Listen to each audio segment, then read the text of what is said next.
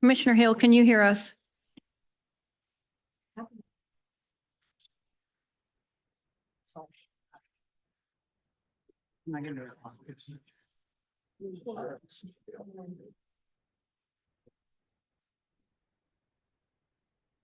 Yes, I can. Thank you.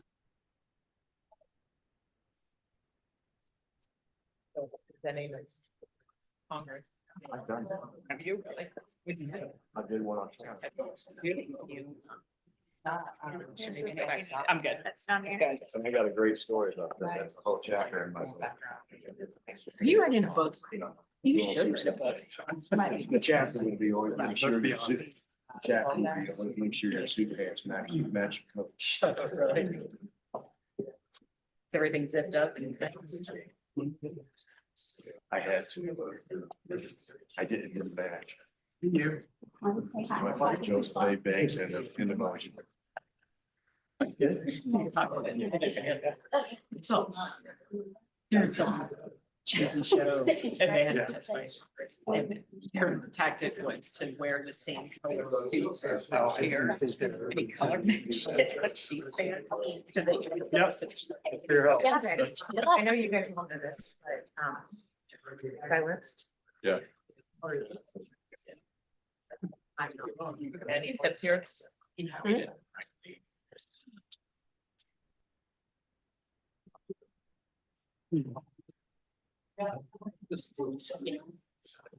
This thing is what is stimulated.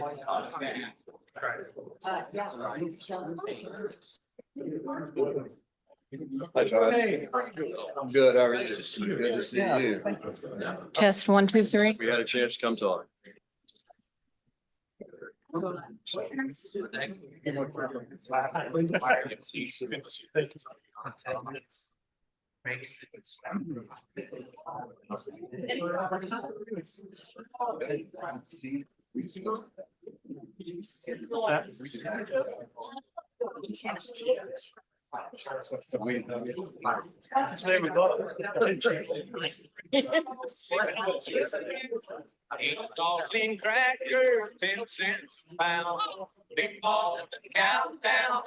Commissioner Hill, can you still hear us? Yes, I hear somebody singing. Okay. All right.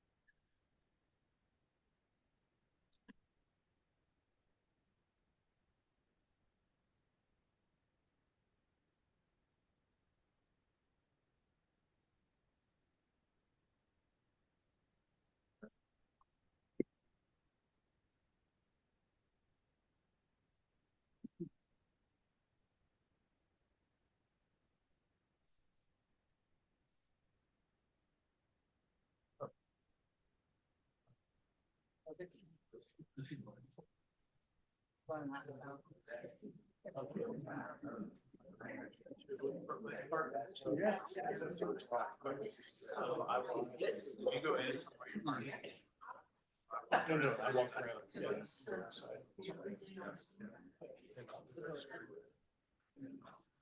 actually have those.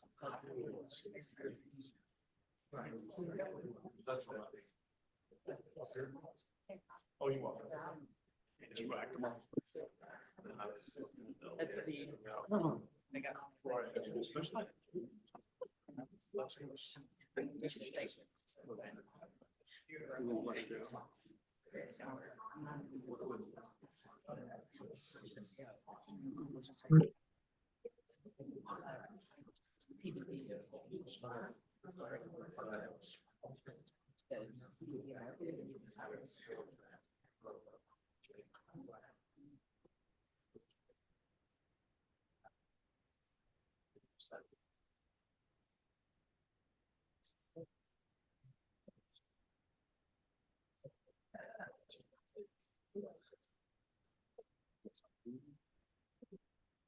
Well, good evening, everyone, and welcome. Today is April 10th, 2025.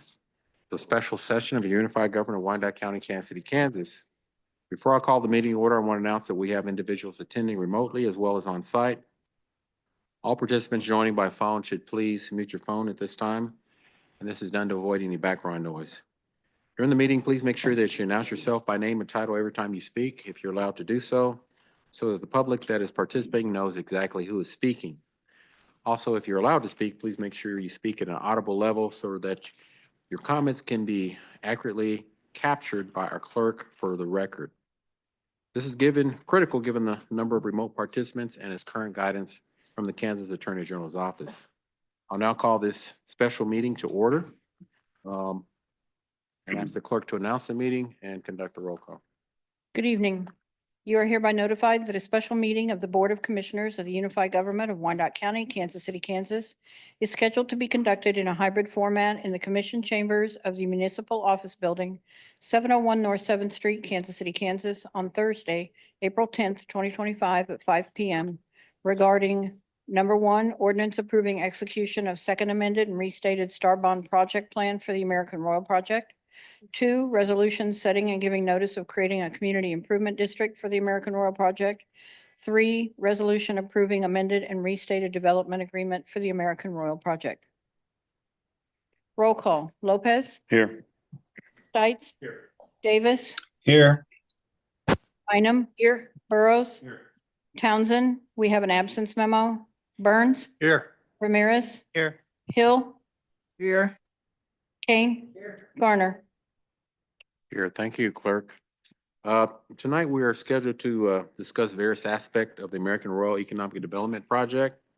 I'll turn the meeting over to David Johnson, our county administrator. He will open up with some remarks. Thank you, Mr. Mayor. We've been discussing with representatives of the American Royal team probably just over a year now. And it's getting to critical stages that it felt important to have members of their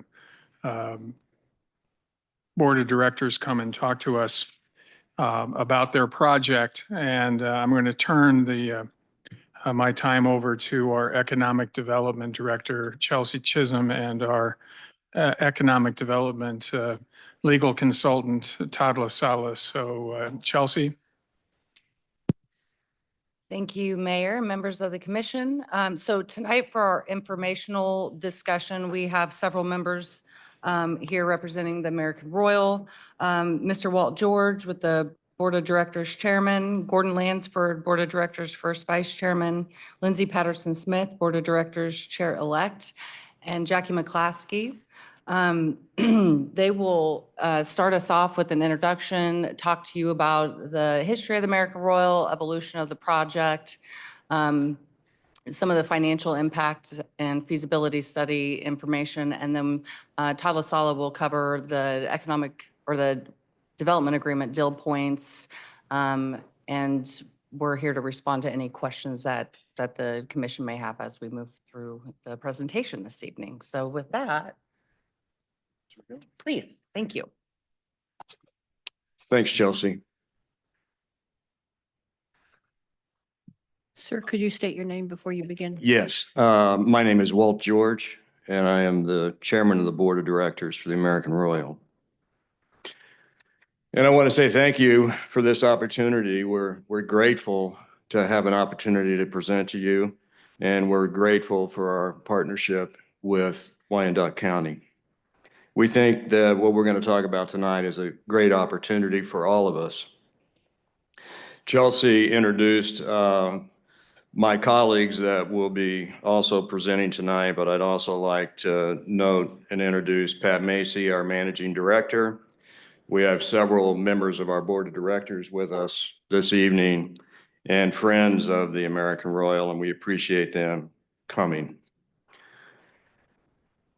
When I'm asked about the American Royal, what is the American Royal?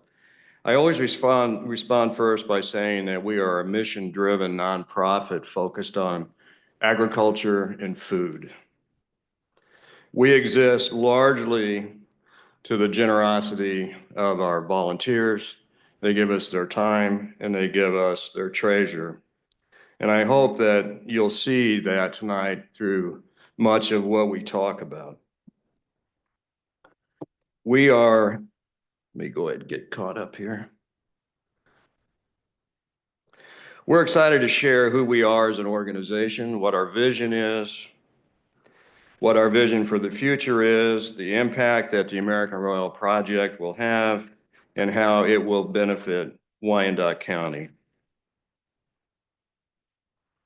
At no other time in history has the human race been so disconnected from their food source, what they need to eat, their nutrition, and this drives and informs our purpose. We believe that food and agriculture needs a champion. And to meet that purpose, we will create a home for food agriculture, food education, and food and agriculture events. We also want to be a place where people in the food and agriculture community can come and be engaged. And we're going to go into several examples of that in just a few minutes. We will recognize when we meet the purpose and mission, when we truly become a place where food and agriculture are celebrated by generations to come. This is our purpose. Many people think about the American Royal as the rodeo or the barbecue or the livestock show, but we are so much more. And the demand for what we do is growing. This informs our need for a bigger campus. If you step back a minute and let's look at the American Royal in history. In our timeline, the American Royal was founded originally as the National Hereford Show, and that was back in 1899.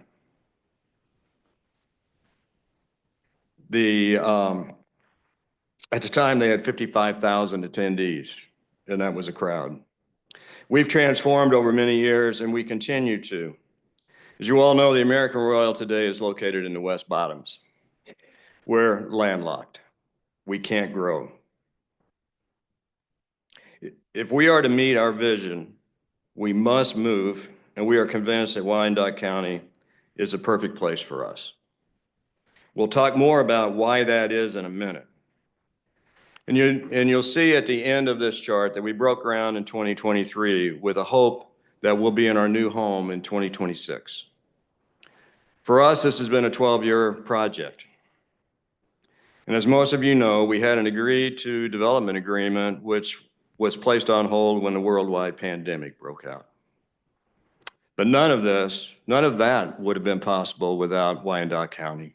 And none of this vision that I'm going to talk about tonight is possible without you. So let's ground ourselves in where we are today. The American Royal is a global destination. Our events draw participants from 15 countries and 48 states. We have an economic impact on the Kansas City market greater than $86 million. We have over 400,000 in-person event days, and we expect that number to grow by 5x when we get into our new facility. You see some of the events we hold, and one of the most important things in achieving our vision is our distribution of scholarships. That's missional for us. This is an achievement, and the statistics that I share are impactful. But the question from our leadership and our board is this enough? Can't we make a bigger impact locally? Can't we make a bigger impact in the Midwest, in the US, and maybe globally? People and organizations come to us all the time to ask us to think bigger. We engaged a graphic artist that helped us capture and visualize what the American Royal can be. And I'll give you a minute to look at this. But it really is becoming that we will become the epicenter for agriculture and for food. And you can see why, when you look at this picture, that we need to think bigger and we need to have bigger space. We need room to grow. So the question is, why food and agriculture? In 2024, the agricultural sectors in Wyandotte County contributed $2.7 billion to the county's economy, accounting for approximately 6,800 jobs. Now, if we draw back out of that, and let's look at the state of Kansas. Agriculture is an $88 billion industry that contributes to the Kansas economy. These sectors support over 260,000 jobs, or 13% of the entire workforce in Kansas. If we turn to Missouri, Missouri agriculture is the top economic driver for the state, and it employs nearly 460,000 people. A 2021 study estimated the economic contribution of Missouri's agriculture and forestry showed that agriculture is a $93.7 billion industry. And then if we want to think bigger, what's our impact in the United States? In 2022, agriculture and its related sectors contributed $1.5 trillion to the GDP. U.S. households spend more than 13% of their expenses on food. And additionally, there's 22 million jobs estimated in the industry, representing 10% of the U.S. employment. That's why we believe food and agriculture needs a champion. Now let's look a little bit differently. If you just look at us geographically, the American Royal, located in Wyandotte County, will be situated within 500 miles of states producing more than 50% of the U.S. agricultural output. It's also within a day's drive, 600 miles, to 31 different land-grant universities. It's nestled in the center of the animal health corridor, that red circle, the heart of the world's leading concentration of animal health and nutrition companies, fostering unmatched access to industry, innovation partnership, and talent. The American Royal and Wyandotte County are the front door to agriculture. There is an agricultural highway that runs throughout the Midwest.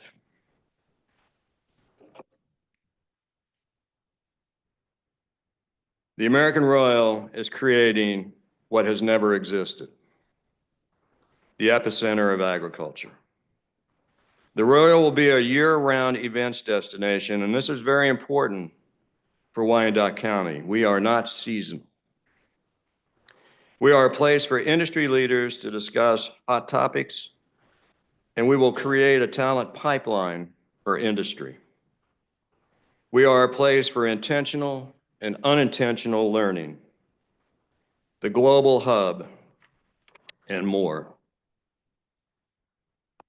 So I want to leave you with this as our path to get there. First, it is our mission that drives us. It's our campus and community partners, our programming, our commitment to education and building talent. And because we are a not-for-profit, we have an uncompromised voice to influence industry. Now I'd like to turn this over to Lindsay to talk a little bit more about the future state. Thank you. Thank you, Walt, and thank you to the members of the commission. I'm thrilled to be here. My name is Lindsay Patterson Smith, and I'm the vice chair and chair-elect for the American Royal Board of Directors. So Walt talked to you a little bit about the American Royal, our history and our vision for the future. And I want to talk to you today a little bit about what we are building and why, and how it fits into our strategic plan. So you've probably noticed a large facility, 390 square feet of barn space that has gone up on State Avenue. This is the exhibition and barn space that is a part of the American Royal campus. This building is 7 football fields of conditioned space, all under one roof and all on one level. To put that into perspective, Bartle Hall is 388,000 square feet on a secondary level, not on the ground level. To find another space of this size, you would have to go to Chicago, Atlanta, Las Vegas, or Dallas. So this is truly a unique asset, this one building on the campus alone that they'll put this community in Wyandotte County on the map. Additionally, there are 3 barns that can hold events all simultaneously. The main arena, 3 arenas. The main arena holds 5,000 seats and permanent seating with the ability to flex to 8,000 seats. The multi-purpose arena is designed to take advantage of a full 90,000 square feet while accommodating up to 3,500 seats. There's an outdoor arena that's similar in size, but is open air with roof. All of these can host events at the same time in addition to the events that can be hosted in the barn. And then there's the outdoor plaza. And this is what we see as the town square for Wyandotte County and can hold anything from global sporting event watch parties to farmers markets on Sunday afternoons. There's a community kitchen that will be used as a commissary and part of our commercial kitchen space.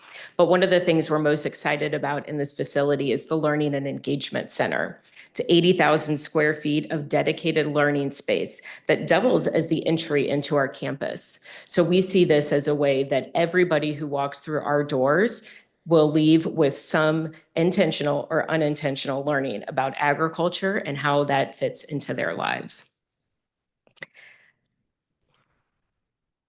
You'll see phase 1 of this map.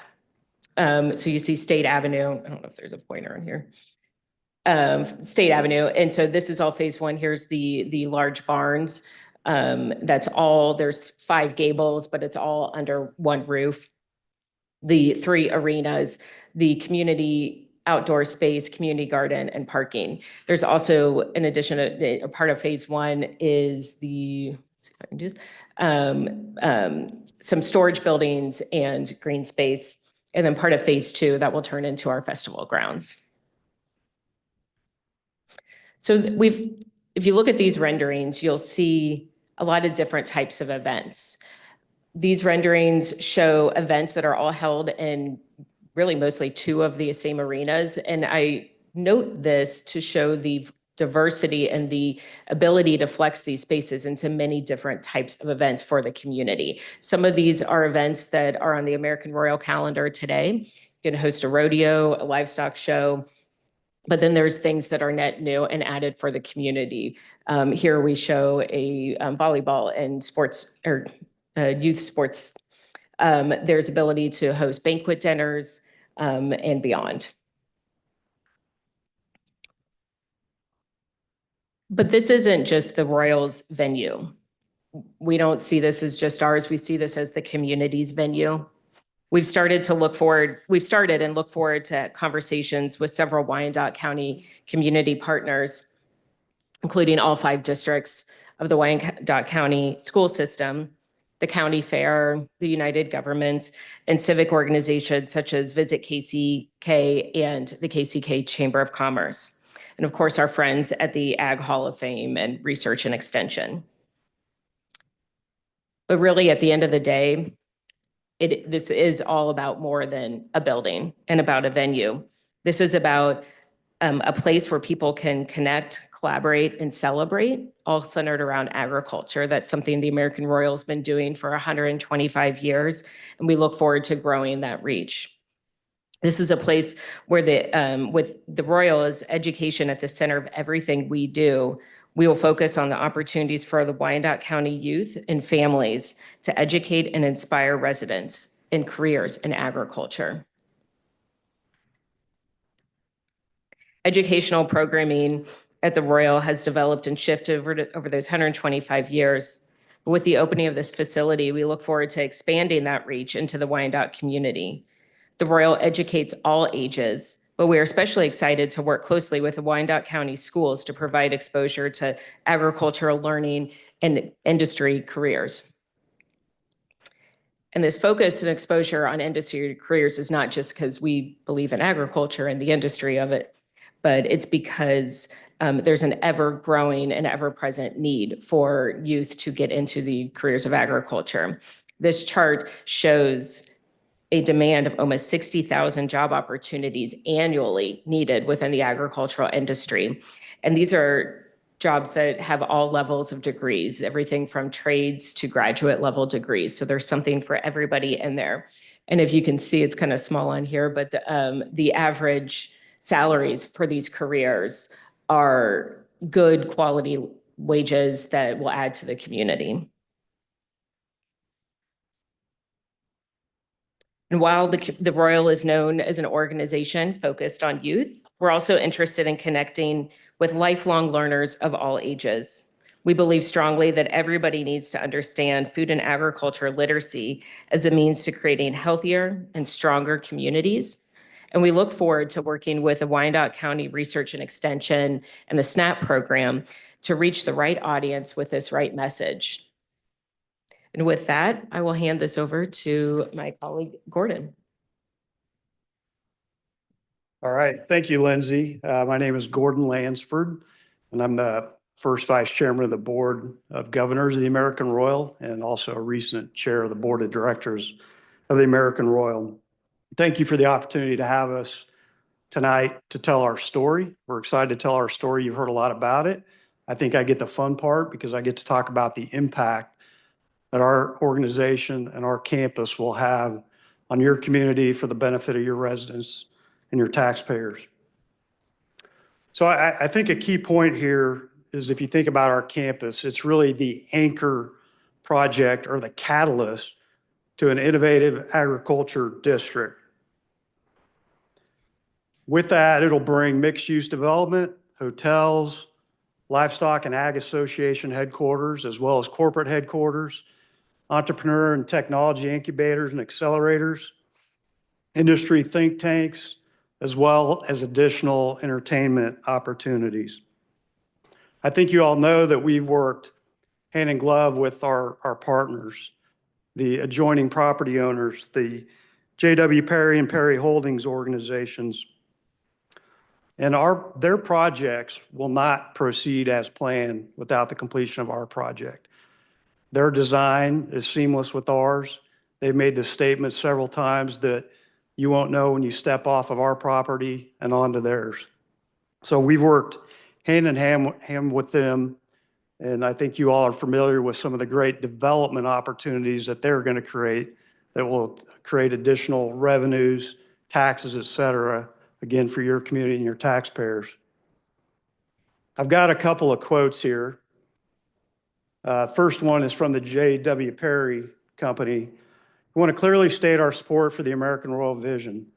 Our J.W. Perry team is thrilled to drive a master plan at their doorstep that will leverage the American Royal investment and keep visitors coming back to KCK and staying for longer periods of time. Our other partners, the Perry Holdings family, I won't read this whole thing because it's a little longer, but the Perry Holdings family remains steadfast in our support for the American Royal and its transformative vision for Wyandotte County. We are particularly enthusiastic about the development plans proposed by O'Reilly Hospitality, which includes a 210-room hotel, Western-themed convention center, and steakhouse on our property. They go on to say that in addition, we anticipate with the growth of this campus that it will drive tremendous demand for increased lodging, dining, retail, and entertainment venues.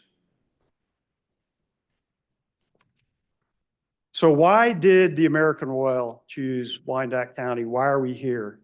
I think this map goes a long way in explaining that.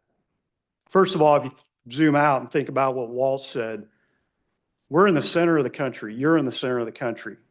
And when you think about agriculture, and you think about our states to the north of Iowa and Nebraska, to the south, Oklahoma and Arkansas, obviously Kansas and Missouri. But we're not only in the center of the country, but we're at the center of agriculture. And the percentage of ag GDP that comes in the surrounding states is significant. The other reason we chose this area is because if you look at the map, and you all are very familiar with this because you made it happen, all the infrastructure that's here, all the amenities, the hotels, the restaurants, the entertainment venues, the sports teams, our guests want to come here and they want to partake in all these other venues. It's also a very safe environment, which is important in our world today. It's also a very family-friendly environment. And oh, by the way, you're 20 minutes from a great new airport, which is our front door to the region. So we've been very fortunate to have so many great partners, many of it which are in the room today. And you're familiar with all of them: Kansas Speedway, Epic Resort Destinations, on the Mattel Project, Sporting KC, Homefield, Legends Outlet, Wyandotte County Fair, the Ag Hall of Fame, and KCK, Visit KCK. I do want to give a special shout out to Visit KCK and Mindy Lawyer specifically, who happens to be on our board of directors.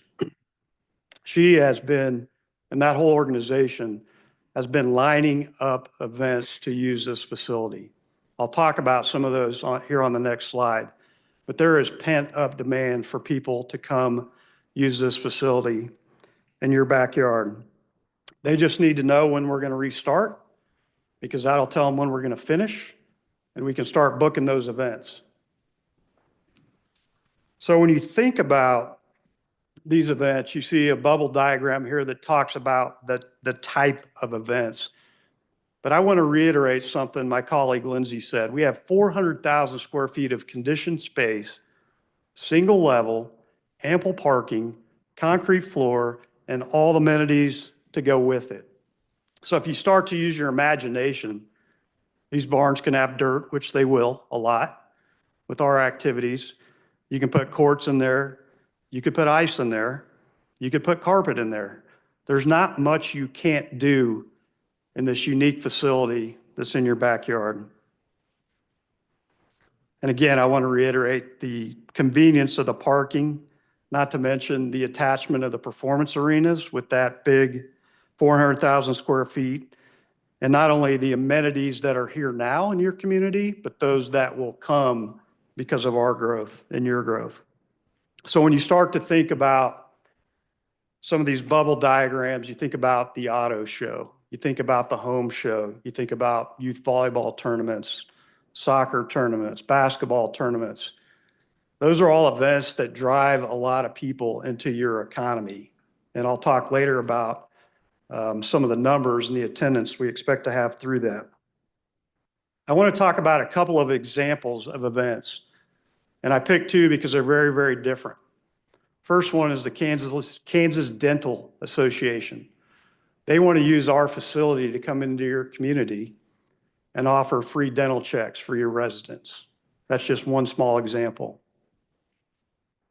Another much bigger example in terms of impact is the National High School Rodeo Finals. You can see some of the statistics on your screen.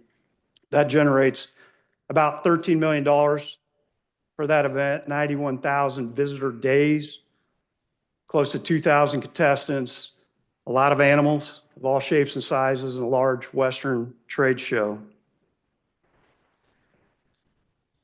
When you think about where that event has been, it's been in Gillette, Wyoming, Rock Springs, Wyoming, Lincoln, Nebraska. Those are all great places, but think about the amenities that you offer. A lot of times when they host those events in those places, they have to build the infrastructure that you have and your business owners have provided. So this particular event lasts about 11 days. You can see all the numbers up there, but all these participants and their families, they'll come here and they'll stay in the hotels, they'll eat at the restaurants, they'll go to Dave & Buster's in their downtime. They may catch a sporting game or a Monarch game or whatever happens to be in season. But again, they want to come to a convenient, safe place, and they want to stay here and spend their money. So Walt started off talking about our economic impact today, which at $86 million is nice, but it pales into comparison to the economic impact we believe we will create. If you look at this chart, there's a lot of numbers on here, so I'll unpack these a little bit. The graph on the top left, that represents the number of individual events that we anticipate we will host by 2030. The bottom right, or I'm sorry, the bottom where it talks about event days, let me explain that because it can be a little bit confusing. But again, if you think about the National High School Rodeo I talked about, that's 11 event days. And you go, well, in 2026, you're showing 635. There's only 365 days in the year. How's that possible? We anticipate many days where there's more than one event going on our campus. There may be the high school rodeo going on, but my company, J.E. Dunn, might be having an executive retreat in the education center. So that's how we get to those number of event days. The chart on the top right talks about total attendance. And you can see that we would go from about 400,000 in 2023 to a projected 1.7 million by 2030, and then 2.3 million by 2045. So I think the key point on the slide is that number on the bottom right, which is $526 million of average annual impact over the next 20 years that we believe our organization plus our facility creates, not to mention the impact of our neighbors. So I'm going to wrap up my portion just talking a little bit about the dollars and cents. So on the left is our budget for the project. And I think you all are familiar with this, but we show a total project of about $375 million of investment. It breaks down to land, 10 million, site work, 23, infrastructure, 12, construction, 277, design, 34, soft cost, 13, contingency, 5. What we really need your help on is what's on the right. And that's how we pay for this project, pay to complete it, and create all those opportunities I just talked about. So as you know, we're hopeful to receive $155 million in STAR bonds. We've got some other public support from the state of about $10 million.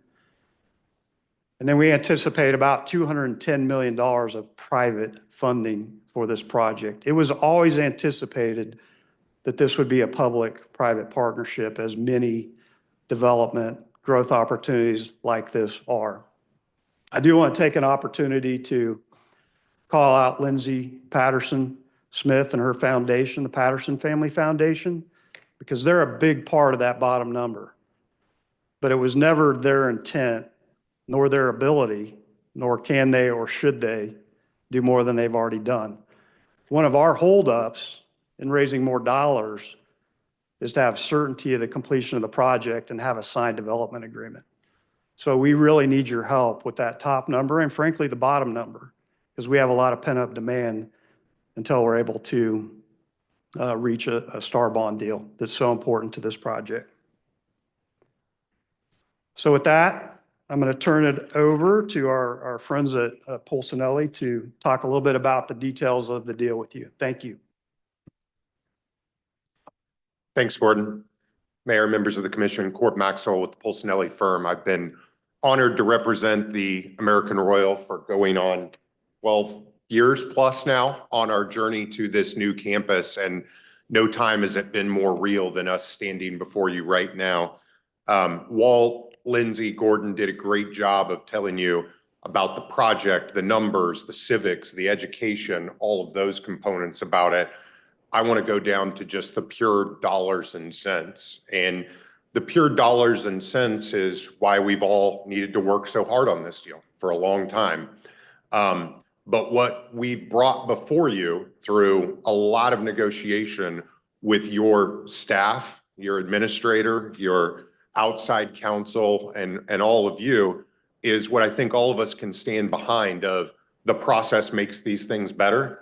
And this process has been long, it's been arduous, but I think what you as a government have asked us to do, we've risen to the task. And now I think you've created probably one of the highest bars for us ever to jump over in the development community. And you've really crafted something that you all should be very proud of as we move this forward. And to start that and kind of explain that, the nut of this has really been Plaza at the Speedway. So if I can, we're going to talk a little bit about Plaza at the Speedway. What was the financing of Plaza at the Speedway? How did it come about? And what will the American Royal mean as it interacts with Plaza at the Speedway and the use of star bonds out there? And so we took it all through a little bit of history, and then we also sort of put the pictures around it. Most of you all have been here the whole time and know these pictures as well as anyone, but the picture up above is when we just had the Speedway, roughly 2003-04. You can kind of see Cabela's being drafted there. And the Plaza at the Speedway TIF was first created in 2006. And as many know, what that TIF did was captured the property taxes and the sales taxes of the future development that happened there, mainly the Walmart and the Sam's, and they used that to change that picture from the fields that it was to put in all of the tens of millions of dollars of infrastructure that then brought us that Walmart and that Sam's, right? And the other development around it, but principally those as the drivers. And as many of you know, from basically 2013 to now, you issued TIF bonds on that were backed by those property tax streams. And so because of those TIF bonds, the majority of the revenue, property taxes and sales taxes, have gone to those bonds that paid for that development, and they haven't gone into your general fund. What's been going into your general fund has been less than $500,000 a year. And when we went and did our first star bond deal, approval for the American Royal, because we were under that TIF regime at that time, none of this money, that Plaza at the Speedway money, was collected. The Star Bond Act says that the local government is supposed to put in that money, but we didn't have to because it was already previously committed under that bond issuance, right? Time has gone on, time has passed, and here we all are now.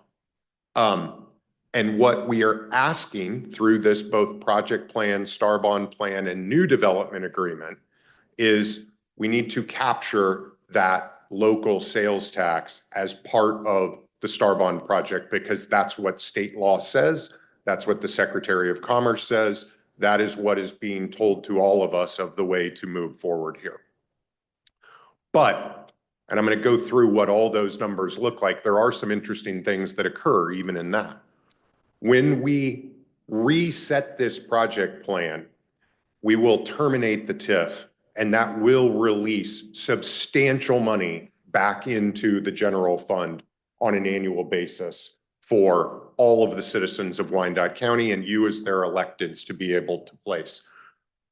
We will set the base at $162 million. That is the base sales in 2016, approximately, when we created the Star Bond District. And so all of the revenues below $162 million that pay sales taxes, all of those revenues will be uncaptured and will go into the unified government's general fund. That is that representation of $3.1 million on an annual basis, and that will continue for all time that this happens. So by terminating that TIF, $3.1 million will start to flow into the UG's general fund. There will also be property tax increment. We will be terminating that property tax TIF on Plaza at the Speedway, and all of that property tax will flow in to the unified government's general fund. That's approximately $500,000 a year. So that's just setting the baseline. Now, and this is a little bit hard to read, hopefully everybody can see it. What we tried to do here was now compare, when you look at those components and other components on a gross basis, what do the pure numbers look like of the Royal? What is this deal we have been negotiating? And I think what this deal shows is that you've cut an incredible deal. Because at the end of the day, I'm going to go to the last number, the unified government and your citizens are $37+ million to the good by doing this project. But let me take it now through kind of a point by point. First, on the plaza, well, first the plaza from the local collections. If you don't do the project, the UG would see $46 million. If you do the project, you would only see 16. That's that capture of the increment from Plaza at the Speedway. But we're going to make all that up. We're going to make the vast majority of that up. This is gross numbers. We're going to make that up through the origination fee that's being paid and the annual contribution that the American Royal will pay to the unified government of $1.3 million. So on a gross basis, when you look at that, we're about $4 million short. On a net basis, when you take it out over time and you look at the cost of money and you look at it over 20 years, it's actually positive. There's more money guaranteed coming to the unified government through that. You'd collect the base with both of them. You'd collect the property tax with both of them. So, but on a gross basis, we're $4 million-ish short. You could stop the analysis there, but I think what's important is taking the analysis to the next level and saying, what's the American Royal bringing? Beyond all the civic, beyond all the activity, beyond all of that, what are we bringing? And what we're bringing is substantial additional revenues to the unified government. The first is, in all of these runs, all of these numbers, taking it through the formulas of state law and star bonds, there are still sales taxes that cannot be captured. Those sales taxes are your EMS fund and your public safety fund. It adds up to about 0.625. When you take that out, that's $20 million that will still be flowing from the American Royal project into specified accounts of the unified government. There will also be uncaptured sales. We were describing all of those events, right? Those events that are going to come to our campus. They're not just going to only shop at our campus or at Plaza at the Speedway. They're going to shop more broadly in Wyandotte County. They're going to shop at the Legends. They're going to shop at other places in Wyandotte County. They're going to shop in Edwardsville. They're going to shop in Bonner. They're going to go and have activity. That uncaptured activity, and this has all been done through a third-party study and report that has analyzed all of this, that also equals $20 million. And then, as everybody whose residents know, there is a pilot that's paid with the BPU and the unified government. That will not be captured in any of these star bond payments. That equals about $2.5 million. And then the TBD number that we put here, all of that development that Gordon talked about, all of the different things that we could win, ag headquarters, different kinds of ag business, office, mixed use development, other things that the Royal creates in and around the property around us, there's all of those property taxes. There's all of those increments. I don't know how to calculate those today because I don't know when they're coming, but I know that the American Royal is the anchor that brings them. But even with not being able to calculate that, what we see, what we come to when you just look at no project or project, on a gross basis, the unified government's $37 million to the better. We can answer any questions on those as this moves forward, and at the end, happy to get into the details. I know Todd and Chelsea have information as well that they can provide. But what that has told us is this rigorous negotiation process we've been through has been worth it at the end of the day for all of the citizens of Wyandotte County, because you've cut a really good deal. With that, I think I'm going to turn it back over to Walt, but would be happy to stand for questions later.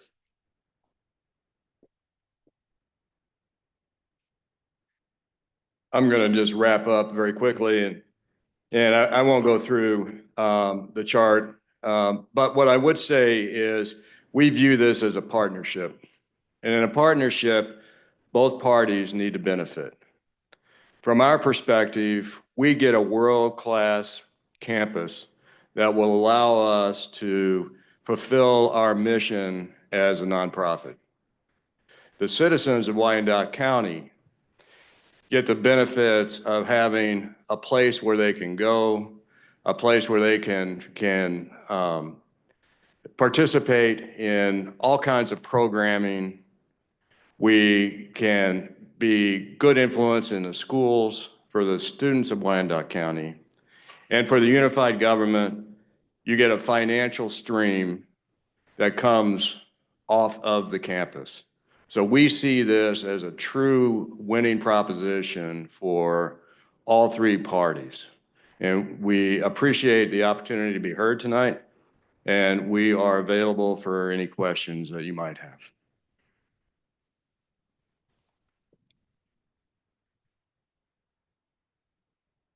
Mayor, Commissioners, Todd LaSalla, your outside counsel for Stinson on economic development. I would just add briefly, what I'd like to do briefly is summarize the agreement between us in a little bit of detail on the high points, really tracing the evolution of this thing from back in 2016 or 17 to now. And the parts of this that are duplicative, I'll cover quickly. But as you look at this side-by-side comparison on your screen, you heard Ms. Patterson speak in great detail about the project. The numbers that you see on that screen are largely the same about where we are now. This is a much bigger project than what was originally approved by the commission in 2016. Those spaces are much larger, and the festival grounds concept that she showed you really wasn't there at all in the original project. There's also a box there about the barbecue contest, because it's always been extremely important to us to have the World Series of Barbecue be exclusively within Wyandotte County as a part of our agreement. That was a little more contingent in the 2017 agreement than it is now. It's very clearly exclusively here. I'll touch the numbers briefly, and you got a lot of detail about these, but as the project has grown, so has the incentive that is being requested. You may remember that the original project that was on the table in 17 was about a $165 million project, 80 of which was to be paid for with STAR bonds. Now the project has grown tremendously.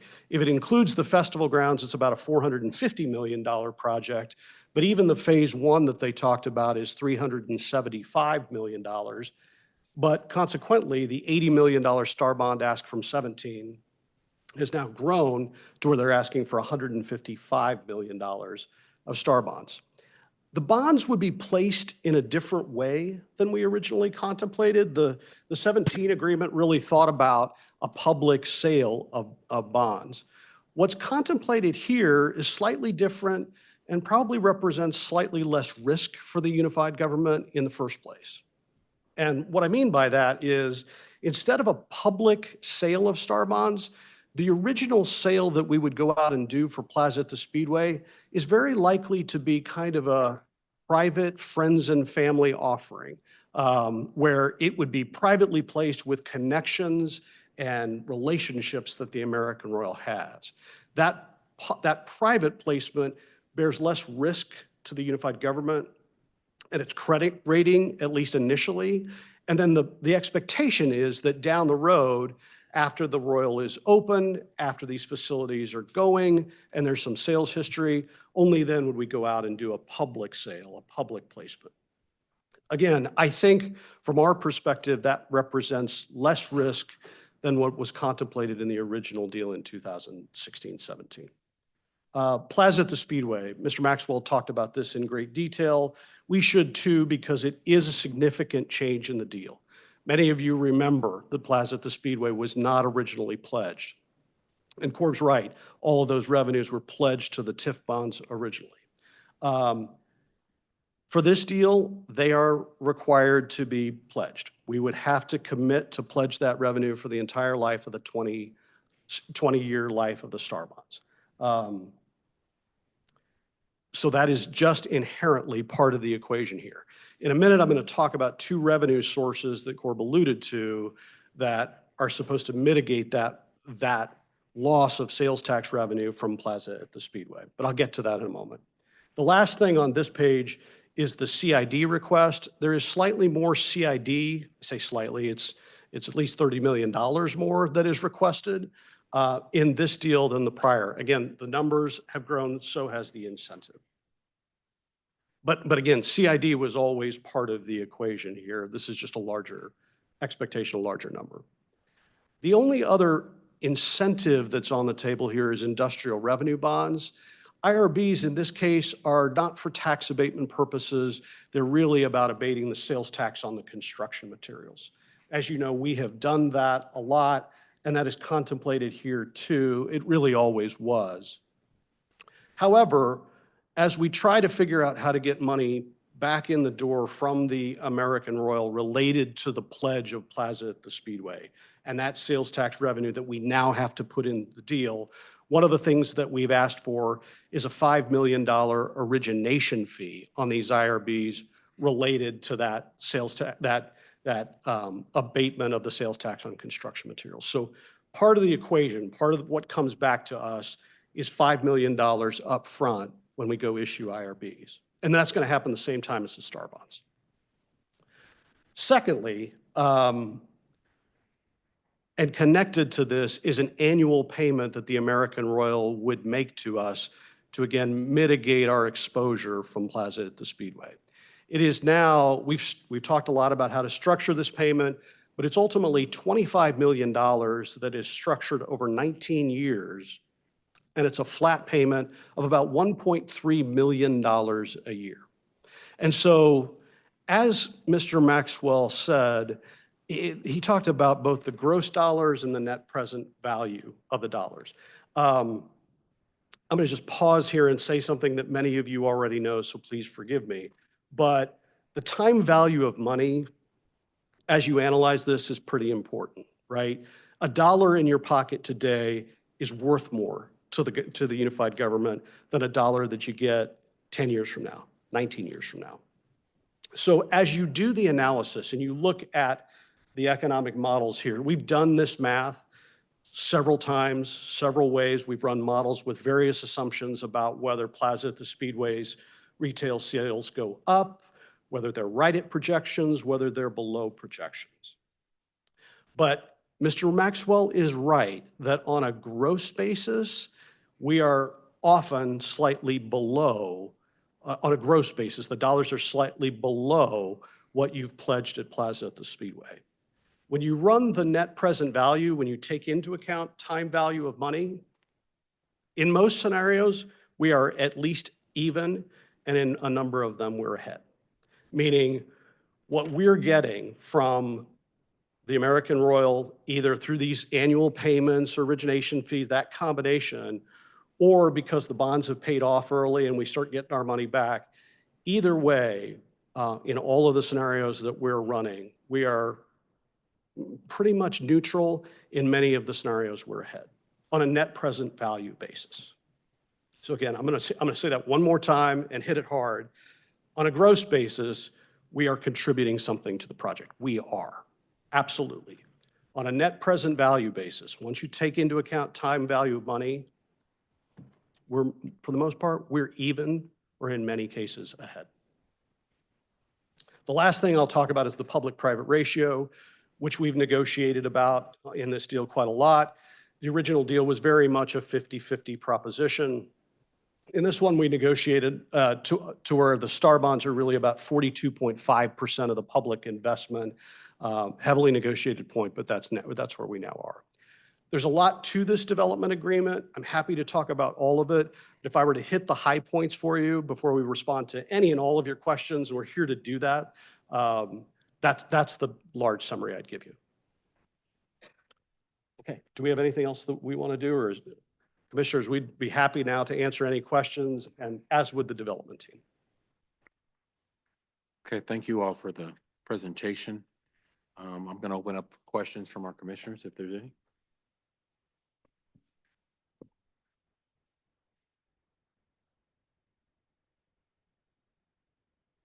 Commissioner Bynum? Thank you, Mayor. I don't have so much question as just a couple of comments. I want to thank the American Royal for taking time to come and speak directly to us tonight. We did start this process a very long time ago. You've been working with us through COVID, and then you've watched over these last 3 or 4 years of our economic struggles here at the local level. And so I have to say that I appreciate that you've continued to come to the table and work with us to try to bring us a product that's phenomenal and a deal that we could be satisfied with. Part of the reason why the American Royal Project in general speaks to me is because my grandfather was a farmer right here in Wyandotte County on 86th Street. He was a butcher and a milkman. And the reason he was a butcher and a milkman was because that was in the 1930s. And if you didn't do those things, you didn't eat. And my father was born in 1930, and he grew up in that environment of helping his dad butcher animals and milk cows and collect eggs. And so I'm not living in that world, by the way, and I never have. But it really speaks to me because it really speaks to my background and where my family came from. And of course, we know in the 30s how difficult times were, not just in the country, but in the world. Interestingly to me, just this very morning, I was at my weekly Kiwanis Club meeting, and our speaker this morning was Dr. Keith Harris with the USDA. And he was phenomenal, by the way.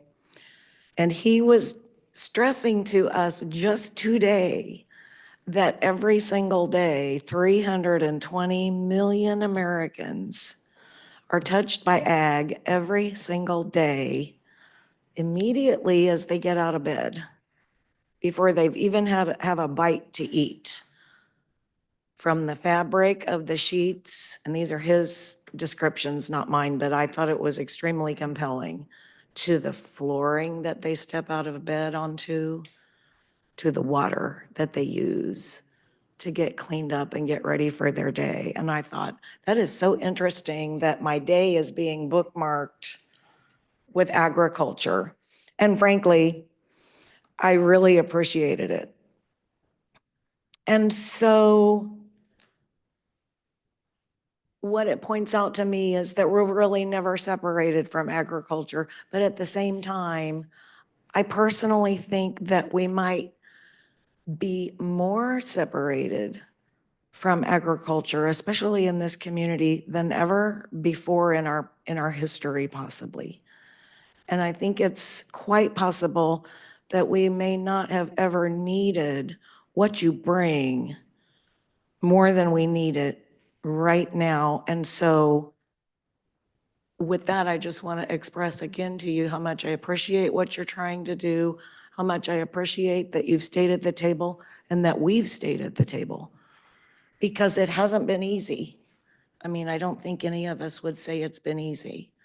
But it is appreciated by this commissioner, and I very much want you to know that. Thank you.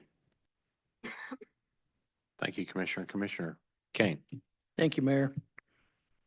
So Todd, let's get this right. We get 5 million up front and 1.3 million annually. That's right. And at the end of the day, we're $37 million to the good. We're,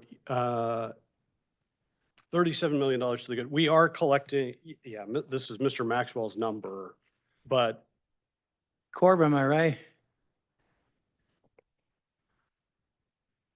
Yes, Commissioner, when you add in both all of those payments and then the uncaptured payments, yes, it's $37 million to the good over the 20 years Right. on a gross basis. Right. Correct, sir. Okay, cool. Thank you. I'm not sure why this project stopped. And I think you might be underselling yourselves once the building gets up and going. I think there's an opportunity for more things to happen. You know, and what better place to put it where the ground's at, infrastructure's in. You know, and you're right, we're bringing people from all over the place. The World Cup's just right around the corner. And that facility will be used every day, all day for that type of stuff. It's stuff like that. I mean, I know some people will be upset with this, but in the long run, what is the benefit to the community? And it's, I've been confused with some of these presentations, though, to be honest about it. That's why I had to ask those questions. You know, I think I think it's an opportunity for us to grow and grow in the right direction. I know that when they did I was the commissioner when the Plaza of the Speedway went in, and people were upset because some of the stores that went in there, and that it's been a pretty positive activity with the amount of money paying off faster than what we thought it could. You know, the same thing with the racetrack and the casino and stuff like that. Everyone always has a tendency to look to the wrong side instead of the benefits that each one brings. I think this benefits everything that's out there and more things to come. And thank you, Mayor. Thank you, Commissioner. Commissioner Burns. Thank you, Mayor. I have a direct and indirect relation to the agricultural community. My mother-in-law grew up in Hodgman County, out in Jetmore, Kansas. If you've ever had the opportunity to be there, you need to see it. You'll see it quickly too. So anyway, I learned a lot from her. She grew up there and suffered through a lot back then, through the dust storm and everything else. My son went away to college. Luckily, he didn't go to KU. He went to K-State, and he got his agricultural economics degree from Kansas State. And occasionally he's asked back by one of his teachers to talk to the students in that field now. He is one of the lead traders for FC Stone and Company, and he does very well, and he knows a lot about agriculture. I've asked him a lot about this, and he said it would be a wonderful project. And he does live in the Kansas City area. And echoing what Commissioner Kane says, I'm ready to move on with this project just as soon as we can. Thank you, Commissioner. I believe we have Commissioner online. Commissioner Hill, go ahead.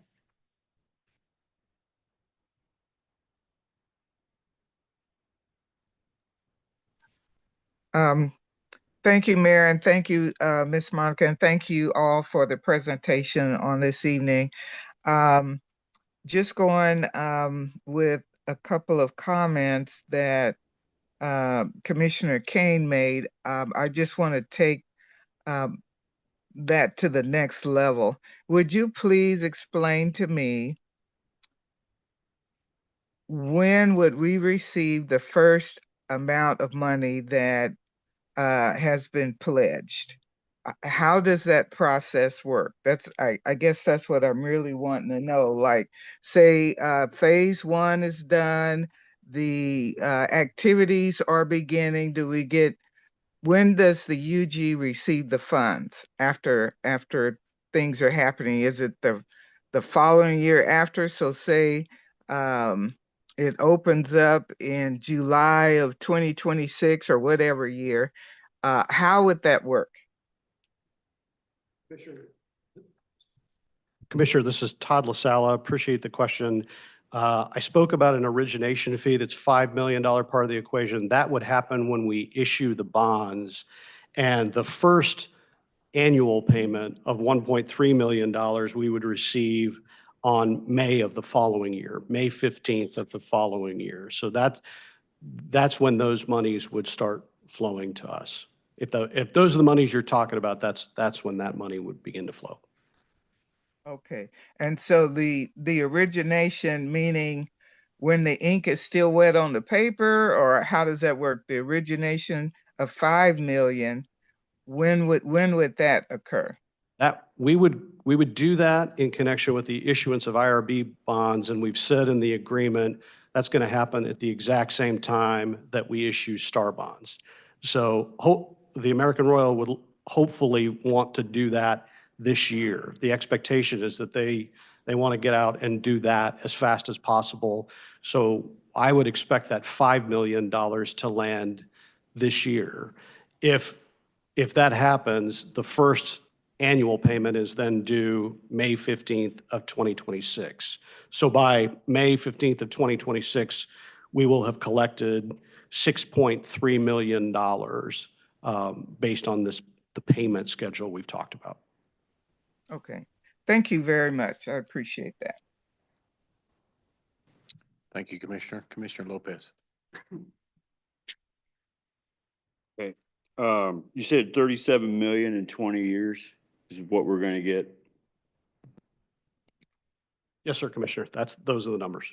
Because what I'm figuring, just doing my homework, that TIF, Plaza Speedway that paid off, is bringing in around 8.3 million a year on, give or take. So you multiply that times 20, that's 166 million. Yeah. And that's just ballparking. Commissioner, a couple of things about that. Remember, number one, that there's a base year. So so you factor out the 1.6 million or whatever, the number that Corb talked about.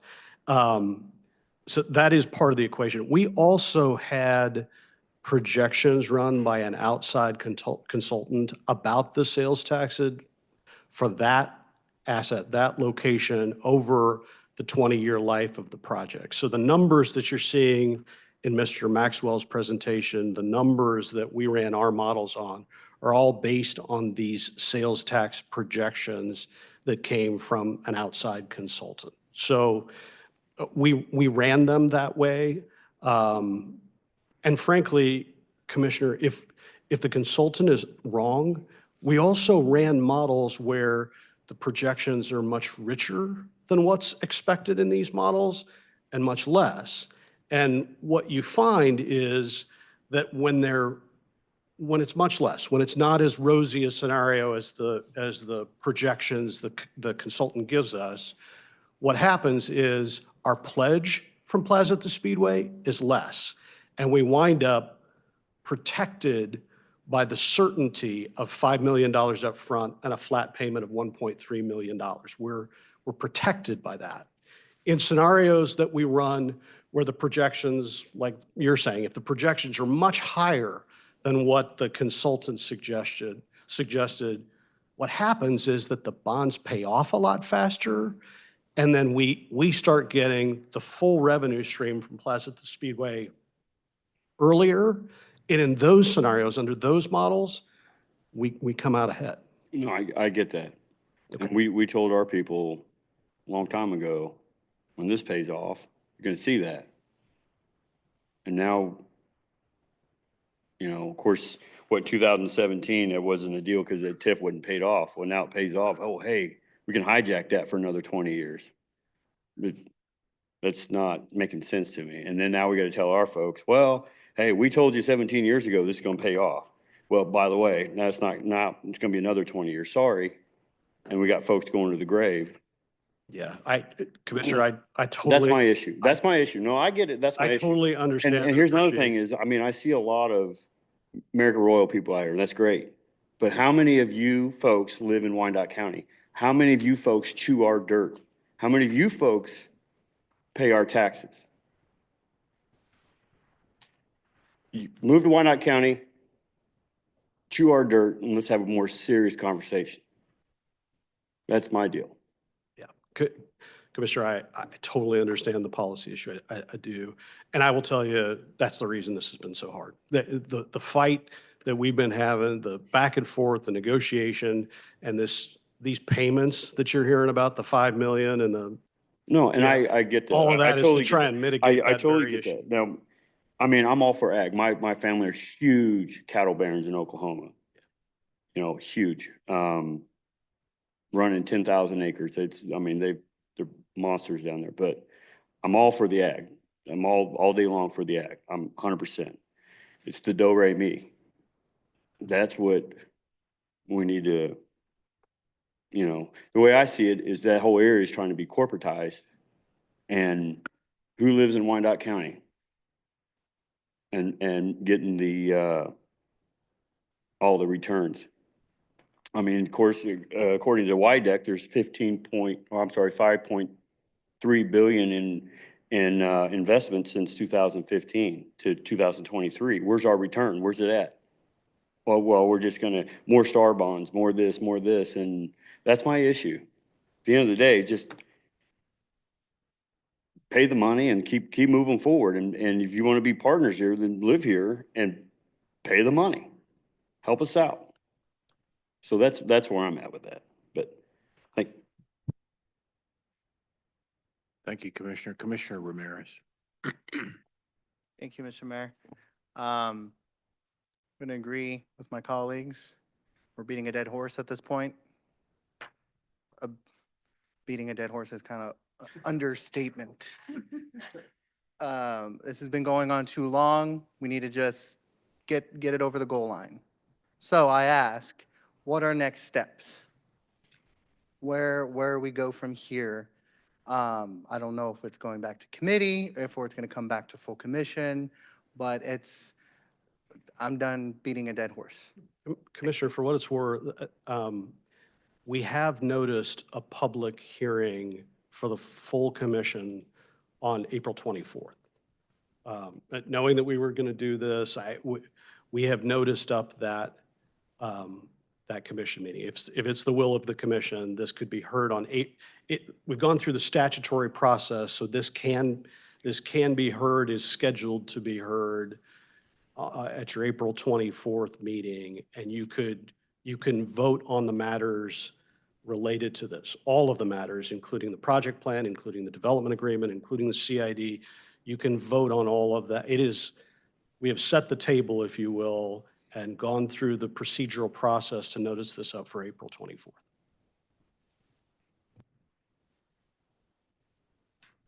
Thank you, Commissioner. Commissioner Burrows. Thank you, Mayor. Well, first of all, thank you to the American Royal for coming in and painting the picture that needed to be painted. There was a lot of miscommunication around the community in reference to the project. I'd just like to say how much I appreciate the transparent communication that you had this evening. I think part of the difficulty with this subject matter is the formula for star bonds is a difficult formula for many that have never experienced on how to work with the star bonds. But one thing I can say about this community is we were the first fortunate ones to have STAR bonds and have worked through it and been successful. We've had a number of STAR bonds projects that have continued to help grow the economy in this community to the tune that we now have more sales tax for the first time in a long time than our property tax. And that is because of the investment made in the original STAR bonds project called Kansas Motor Speedway. And those of us that lived through that are now living through the next project, and that being the American Royal. And the ancillary development that came from the Speedway has grown this community to the point that our national and international reputation has helped us. I can remember living in this community my entire life and not having projects in Wyandotte County mentioned in the same breath in a positive way. And this is an opportunity to once again add to that discussion and dialogue for our community, for our state. I know we talk about a lot of the negatives, and a lot of it's been a lot of just miscommunication or limited communication. And as chair of the Economic Development Committee, and as a member of the commission, I like to work with my colleagues, and it's very difficult to do that when we hold on threes or we have half of us in a committee trying to work through the verbiage and the contracts and the ancillary opportunities that come with development.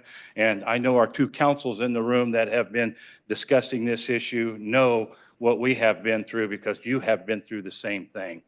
And this was important for us collectively as chair of the Economic Development Committee. I requested this meeting to be a public meeting for the purpose of getting everything out in a public setting, so it wouldn't be, well, I heard this, I heard that. We collectively hear everything as stated here this evening as factual until proven differently.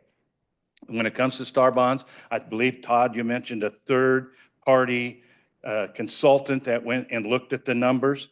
That's mandated within the STAR bonds. That wasn't initially mandated in STAR bonds when the first original STAR bonds project came forward. That is mandated today. And that helps us, helps the developer, and it helps the community to know the financial obligation necessary to meet the criteria of the STAR bonds.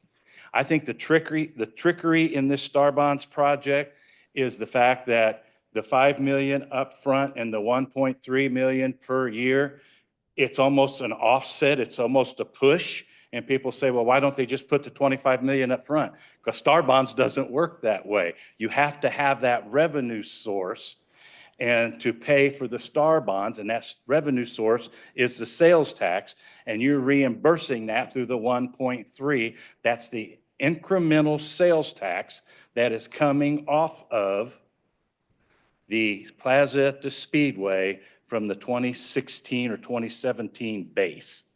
That's that incremental. It's not the full sales tax that we're getting. That's just the portion that has grown at Plaza at the Speedway from 2017 to today. So you can say it's $1.2 million or $1.3 million in growth.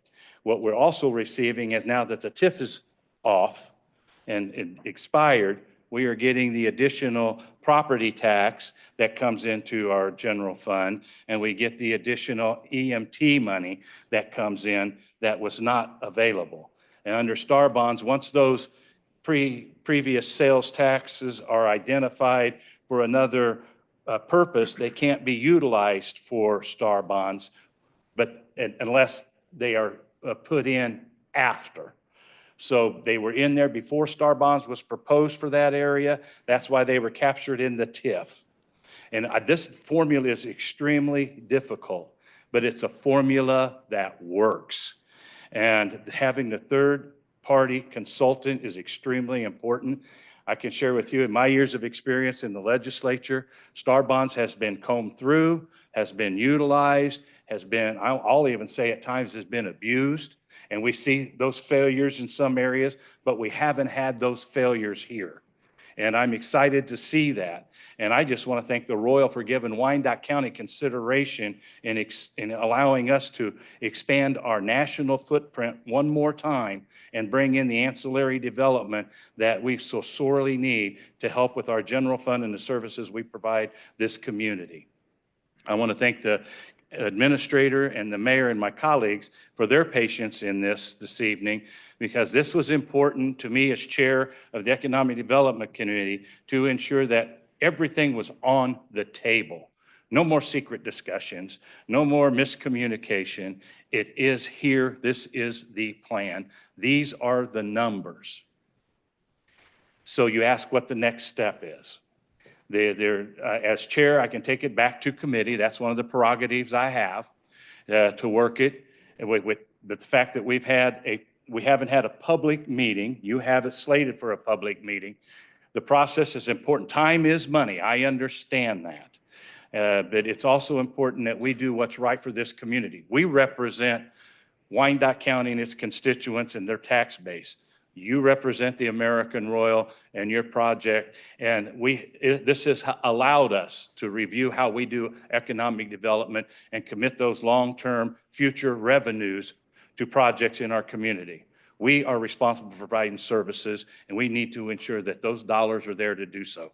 I believe after tonight's discussion, it is more transparent that we can provide those services, and that this is only a small piece of the pie, even though it's a large piece, because the other development in the Perry family, the development of the hotels, the additional commercial properties that will come in that master plan for the rest of the Star Bonds project, and even the build out of the Plaza at the Speedway will generate additional sales tax, which will allow us, hopefully, I anticipate for this project to pay out even less than the 20 years. I know it's been projected to pay out within 15.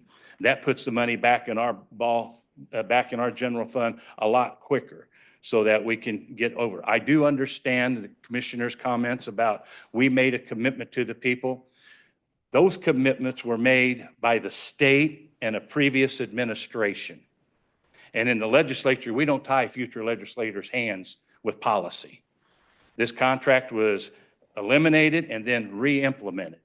New guidelines have come into play. This is the new contract. Good, bad, or indifferent, I happen to think it's a lot better contract than the previous contract. Better for the Royal and actually better for our community.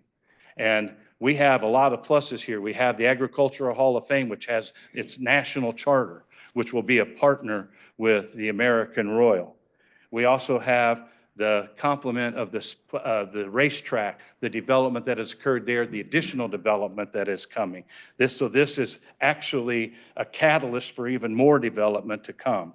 We also have the national recognition. We couldn't go out and buy the publicity that the American Royal will bring to our community and to the Royal itself as a partnership. Either one of us would be hard pressed to afford to spend those dollars to try to get the publicity we will have by having this partnership right here in Wyandotte County around one of the biggest attractions in the state, 20 minutes from an international airport. That's a plus for all of us. The educational aspect that we will gain from that for the people in the urban core, especially our youth that so sorely are looking at urban gardening and urban agriculture is extremely important. It's also a tremendous opportunity to help with how we look at future hydroponic gardening in an urban setting and how we deal with bridging the rural and the urban in a more ergonomically and environmentally satisfactory way. So I just want to say, as chair of the Economic Development Committee, I will take the position this evening that I'm willing to have the standing discussion with public comment. We've all heard the discussion. My concern is if we go back to committee, we will have more misinformation come forward. If there's questions tonight, as tough as they may be, now's the time to ask those questions, because once we move forward to public comment and work it on the 24th, it's already on the calendar. If we take it off the calendar, it comes back to committee. We're talking a minimum of another 30 days. And as my colleague at the end of the table or the end of the dais said, we've worked this quite a while. I do know that the entertainment and tourism aspect should not be lost on this community. And I do see Bridget Jobe in the audience tonight that was our tourism director here. And maybe if it's okay with the commission, Bridget, if you would be so kind to maybe say how this might impact the tourism in the state of Kansas and our community. You were here before the racetrack, you were here after the racetrack, and now you serve in a capacity on a statewide level, and I would really value your comments, if it's all right with you, Mayor. Thank you. Thank you, Mayor and Commissioner. My name is Bridget Jobe. I'm the Director of Kansas Tourism with the Kansas Department of Commerce. And for those of you who don't know me, I've been with the state about 6 years in my role as the Director with Kansas Tourism. Prior to that, I spent about 21 years with the Kansas City, Kansas Convention and Visitors Bureau. And it was really here in Wyandotte County that my love for tourism, my interest in the impact that it brings to our state and to local communities began. So it's always a great honor for me to be able to be in my hometown. I am a Wyandotte County resident. I work for the state of Kansas, but I do live in Wyandotte County. So just a couple of comments from the Department of Commerce. The American Royal Starbond Project, it's designed to be a premier rodeo, equestrian, entertainment, and educational venue. And the thing that I see as what a great opportunity here is really in two categories. One is its agricultural importance. You've heard that tonight about how we have this growing population, and our job with agriculture is to feed that growing population. And it faces so many challenges right now: sustainability, food security, and most consumers don't understand the relationship between the agricultural industry and the food and the things that we use every day. And I think with the American Royal being rooted in 125 years of history and tradition, it is a trusted voice that connects our youth today with the agricultural industry. The second thing is the tourism, and that's what I really want to talk to. I think this new American Royal Complex is expected to bring over 2 million visitors annually. And the thing that really interests me with the state of Kansas is that 71% of those are expected to be from out of state. Those are people who are coming in, they are staying overnight, and we know the longer that people stay here, the more money that they are going to spend. The American Royal, it's already home to all these national competitive events. We already have them. What this new complex gives is the ability for those events to grow and the number of events to grow. Tourism is economic development. That's the only other thing I really want to add. It's also quality of life. Wyandotte County is a fantastic example. I was here when the Starbonds went through for the Speedway. My first years in tourism were pre-Speedway being built. I remember what Wyandotte County was like before Starbonds. And I get to talk about this all across the state, about the impact that Starbonds projects can bring to the state and to local communities. So I believe that this American Royal Complex, it's exciting, it's very impactful, and I think it's a great opportunity for Wyandotte County and for the state of Kansas. Thank you, Bridget. I know it's good to have you back home, see you back home. I love being here. Mayor, if I may, I'd like to make one more comment. I know that construction has halted or is very minimal on the project, and I just want to thank you for using our local craftsmen, our local labor organizations. They are part of this community, and that has significant value to many of us in this community and up here with this project. That's what I deem as a true partnership. So thank you for them, and hopefully they'll get back to work soon. Thank you, Mayor. Thank you, Commissioner. Thank you, Mr. Jobe. Commissioner Lopez. Yeah, I just wanted to talk about, a colleague just mentioned something about property tax. Right now, the property taxes in one parcel is $167,127 as of 2024 for where they're building. But let's get this straight. They want to, their intentions is to go in front of BOTA and be exempt from that as well? Yeah, that's largely correct, Commissioner.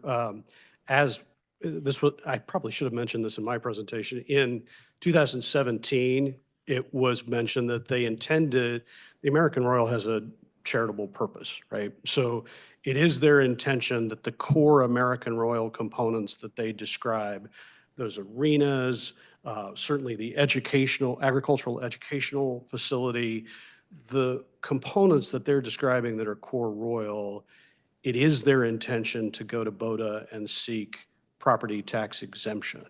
So you're right, they're paying property taxes right now while the facility's under construction, but they're very clear, as they were in 17, that they plan to seek exemption.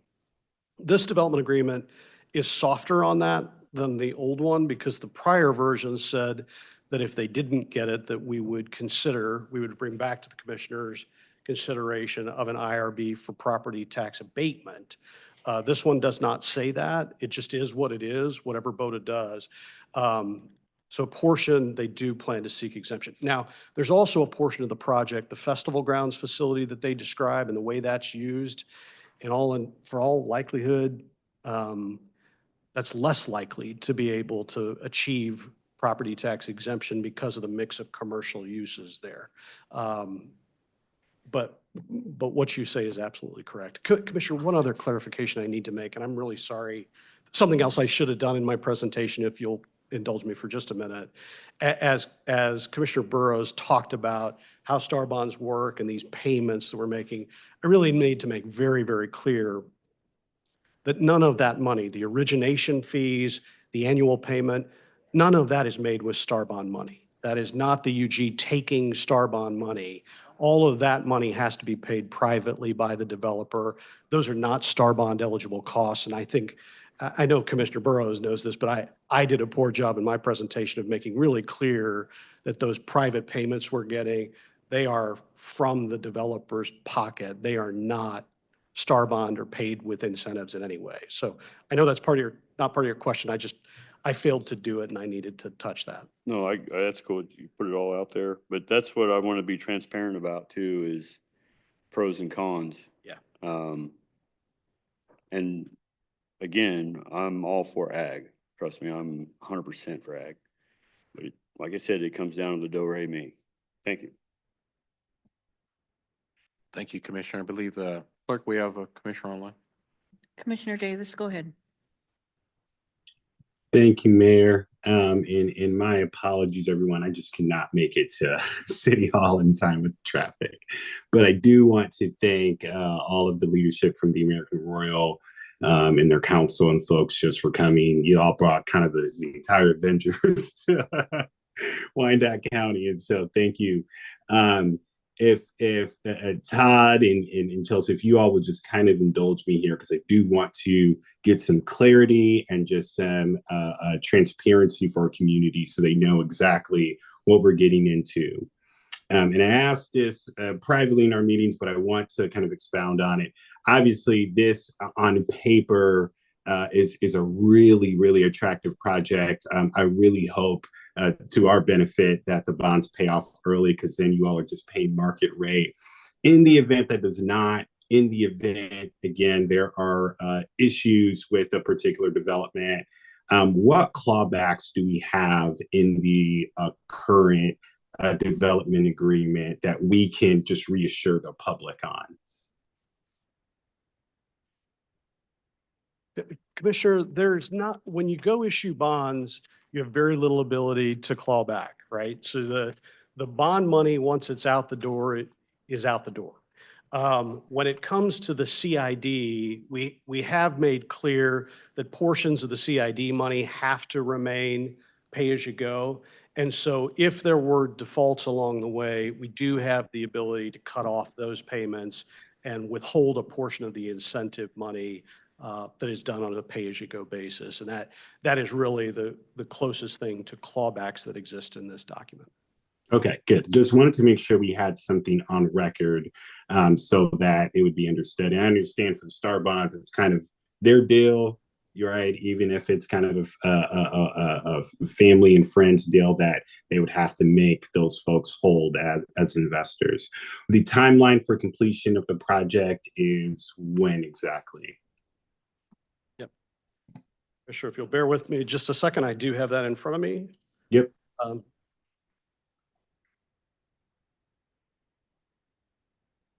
Okay. So when we issue bonds, they have to commence construction within 180 days. Well, they're already under construction, but presumably they would certainly resume, and I'm sure they would tell you that they'll do it faster than that. The completion of the American Royal must occur within 2 years after that first issuance of STAR bonds. That's an outside date. The Agricultural Education Center could be completed later. It could be within 3 years of the first issuance. The developer may want to speak to this because I think they would tell you these are outside dates, these are deadlines.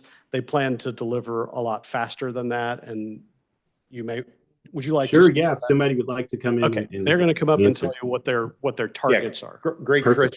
Commissioner, and it goes to some things that Commissioner Kane asked earlier and that Mr. Burrows asked earlier.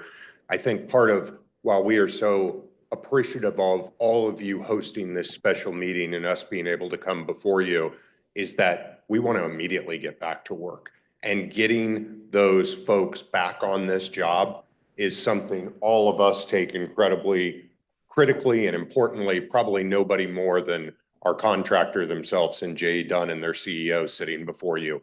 All of us want to get folks back to work, and we want to do it immediately. And what we need to be able to do that is to do really two things: to get this development agreement approved and then start the bond issuance process. And so if we could move forward tonight and move to the 24th, we'll feel really good about getting all of those things going. And then we're going to be pushing with your staff to start working on that bond issuance project. At the same time, Gordon and all of our team is going to be figuring out how do we get that project back up and going. So yes, Todd answered it exactly right, that we have time under the development agreement, but someone else up here said time is money. And the time when that site is just sitting fallow, that's all of us losing money in this. Sure. We want to get going immediately, and we want to get folks back to work on this job. Perfect. Thank you. Thank you. Thank you.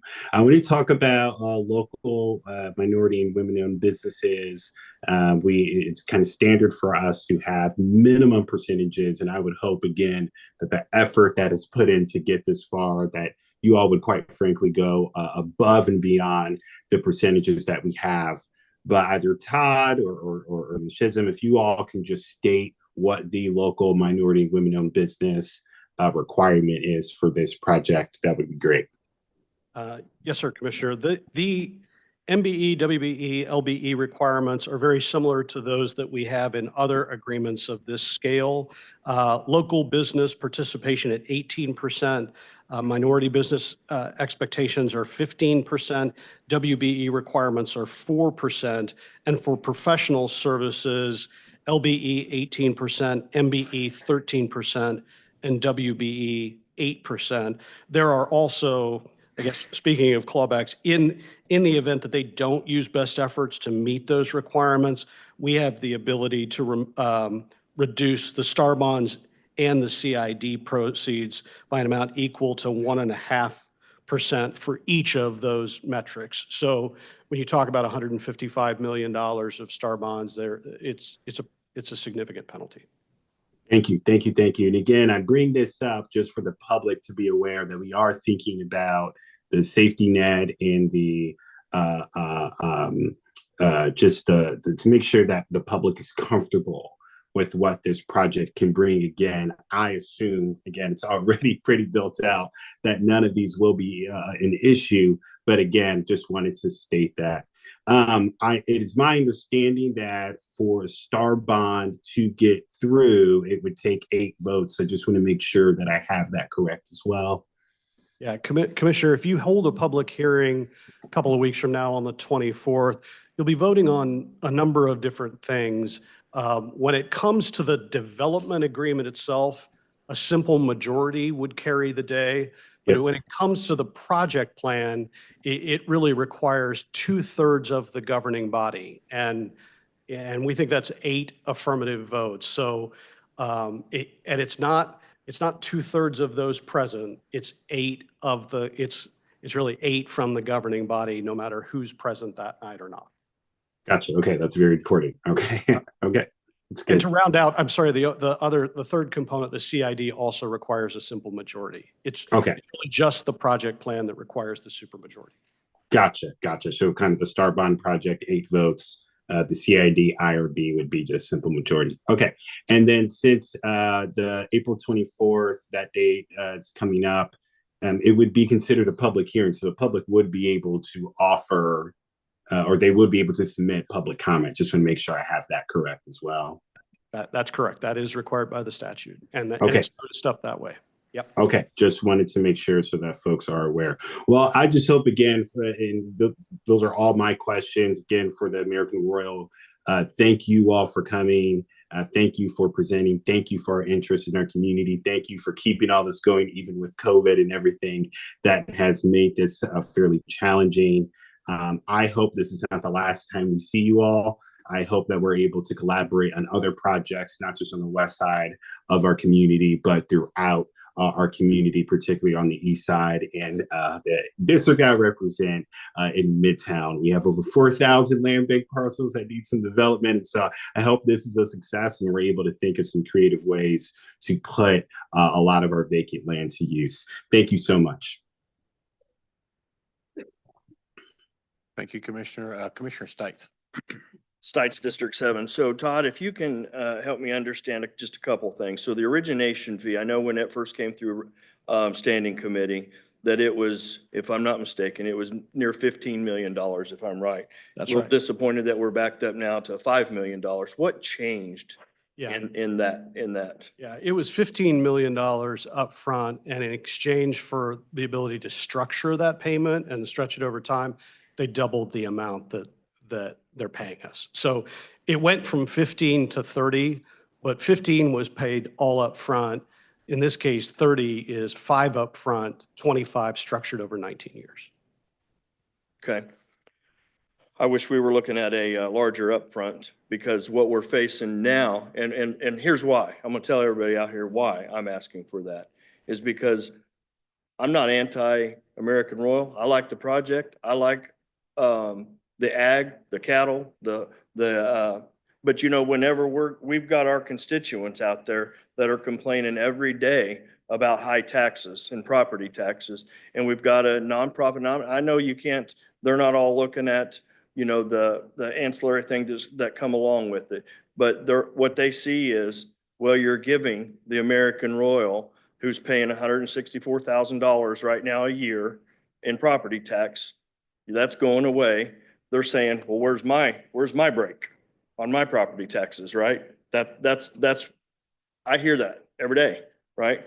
So what I was hoping to see was a larger upfront where we could steer that money towards immediate tax relief in reduction of the Star Bond, or I mean, in the mill levy, or debt relief, which we have been talking about a lot, about if we can get our debt paid down, then that frees up money on the other side so that we could not be so reliant on property tax, right? So with that being said, and it may be Shelley that might have to answer this. So the $5 million upfront origination fee is a portion of that, and the $1.3 million, if it was paid out during the normal process of the TIF being paid off, would go to the county side of the ledger, right? I don't know. I don't know if they heard or not. Guess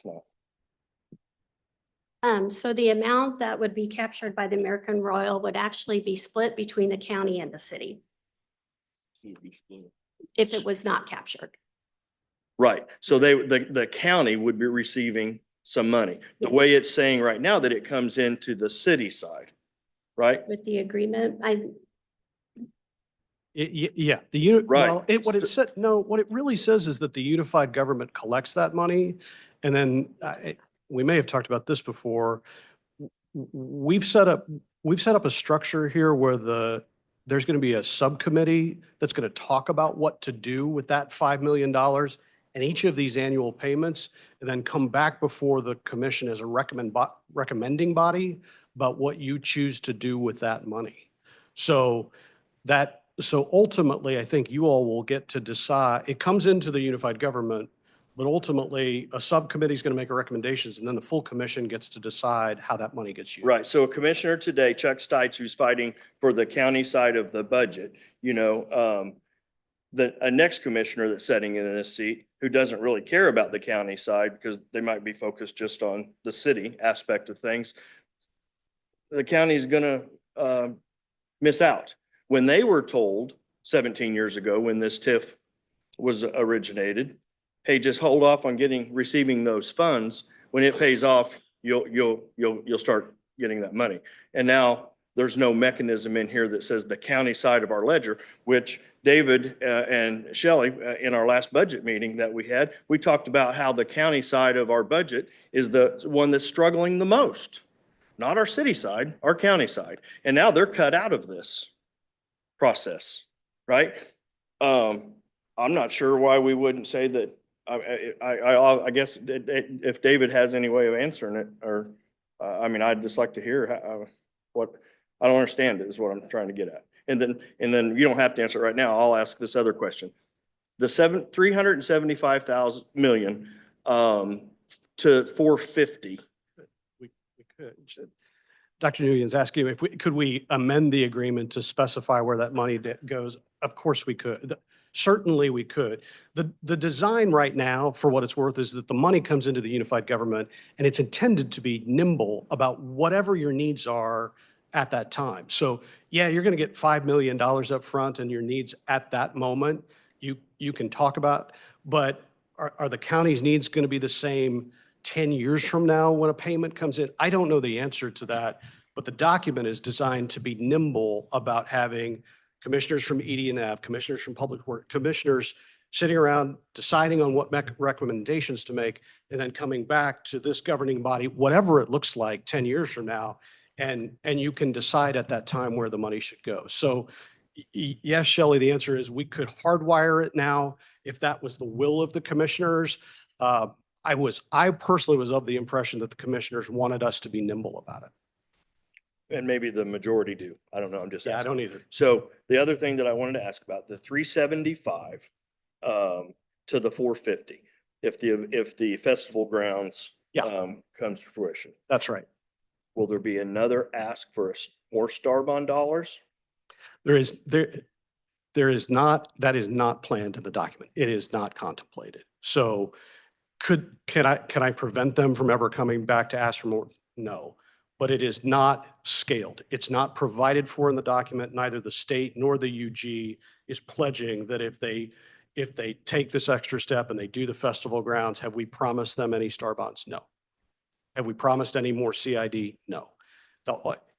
All of that is not contemplated by either the UG or the state. Thanks.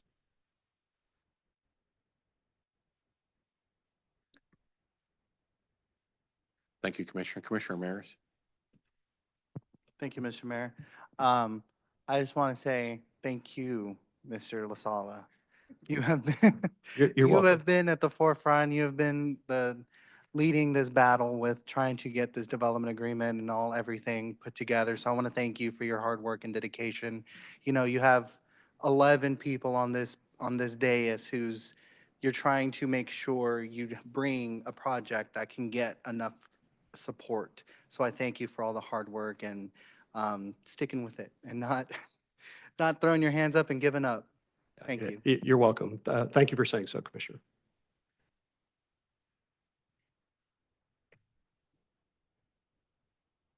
Thank you, Commissioner. Commissioner Kane. Thank you, Mayor. Where would we be without Star Bonds? They started in 1997. There was nothing out west. When we moved out to Piper in 1990, I think there were 700 kids in the entire school system. I have a granddaughter in 6th grade. There's 8 classes of 6th graders. Star Bonds works.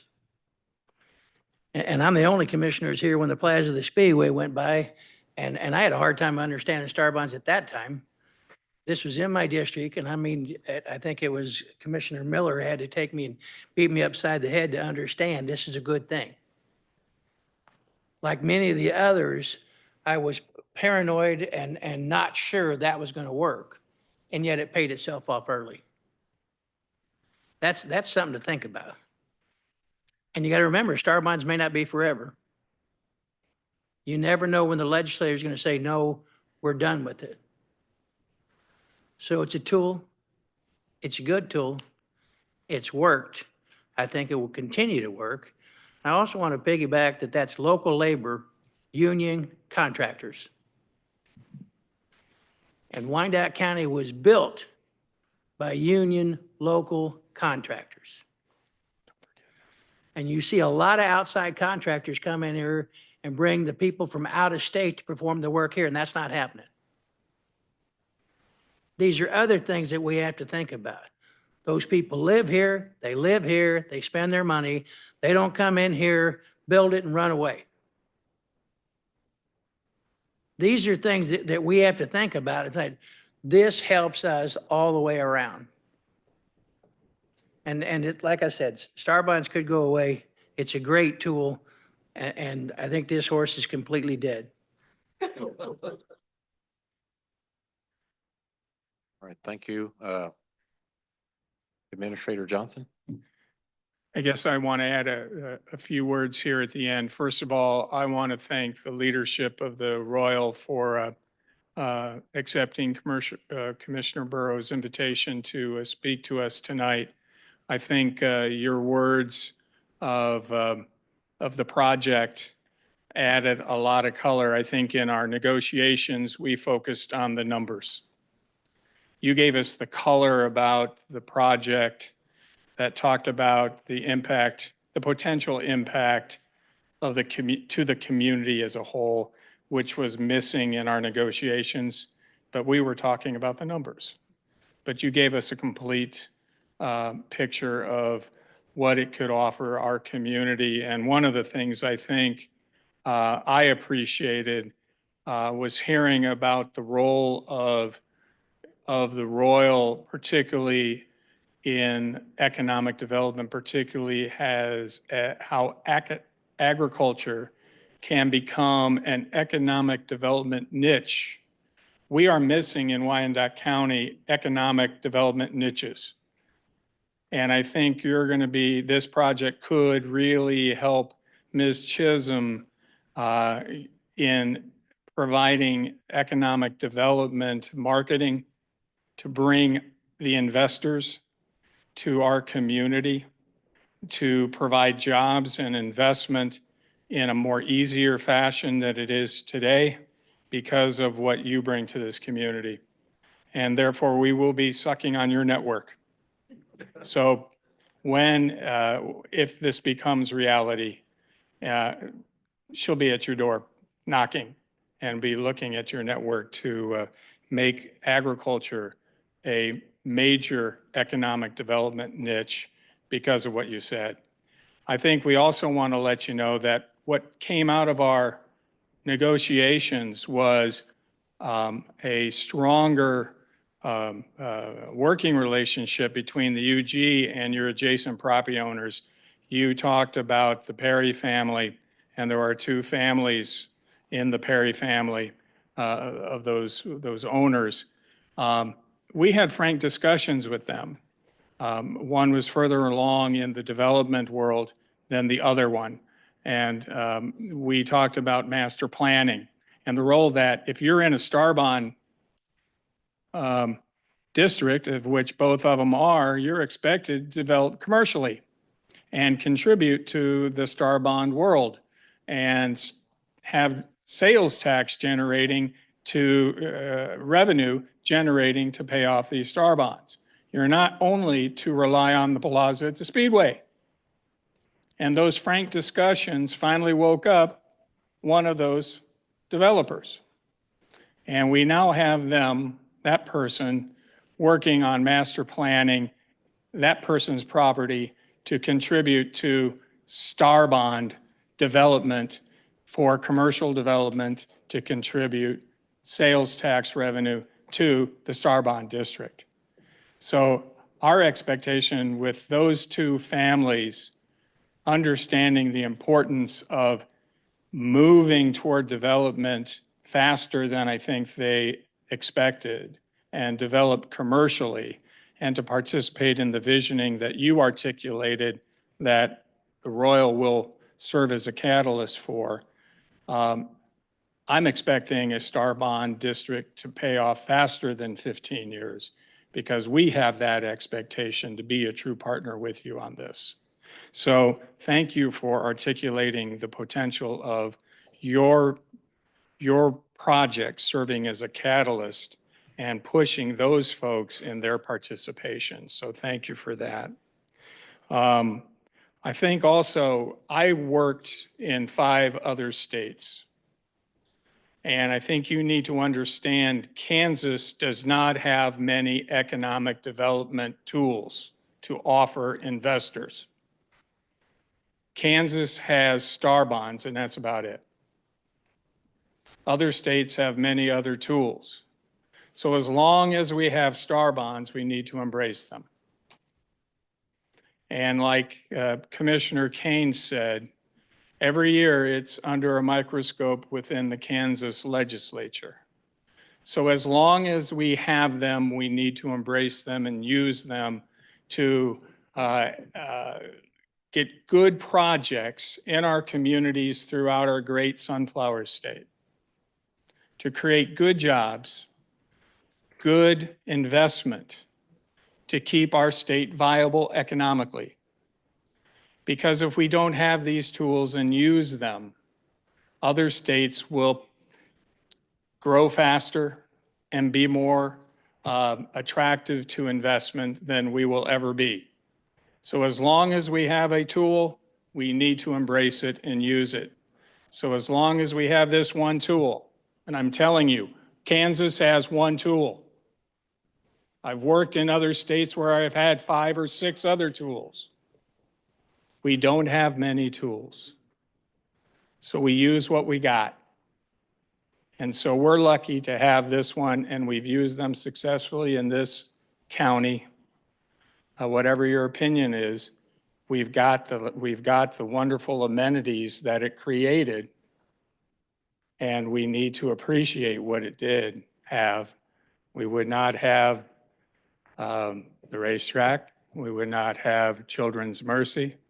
We would not have Nebraska Furniture Mart. We would not have those things in our backyard that we've taken for granted because it's always been here. It would not be here. So we need to embrace whatever the legislature gives us, and this is the only thing we have before us these days. So we'll use what we got to the best of our ability to create the investment environment that we can create.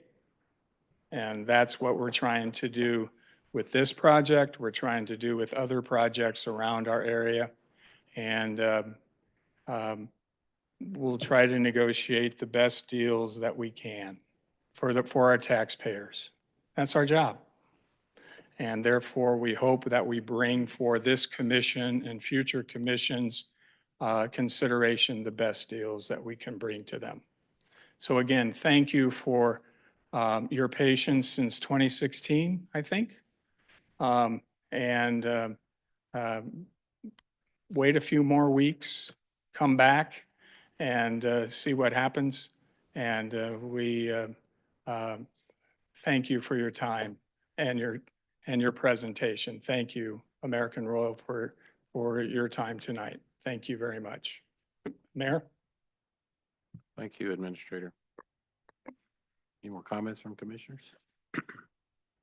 All right, thank you all for the presentation. I want to say thank you to Commissioner Burrows. This has been in his standing committee, and he did want to bring this to the full commission so we could have this presentation and further information could be brought out, not just for the commission, but for the public to see in this audience. So I do appreciate that. I also appreciate the work that's been done. I know a lot of work's been put over time into this effort. A lot of questions have been answered for me. I just have a few more, and this is just not so much for me, but just a little clarity for those that may be watching in the community.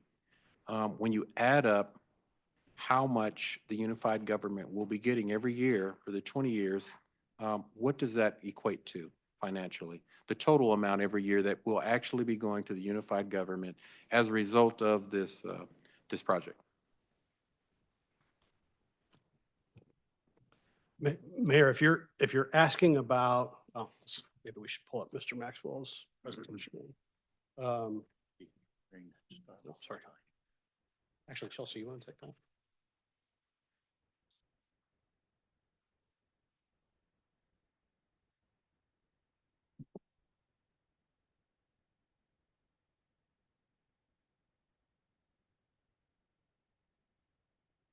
Sorry, Chelsea Chisholm, Economic Development Director. So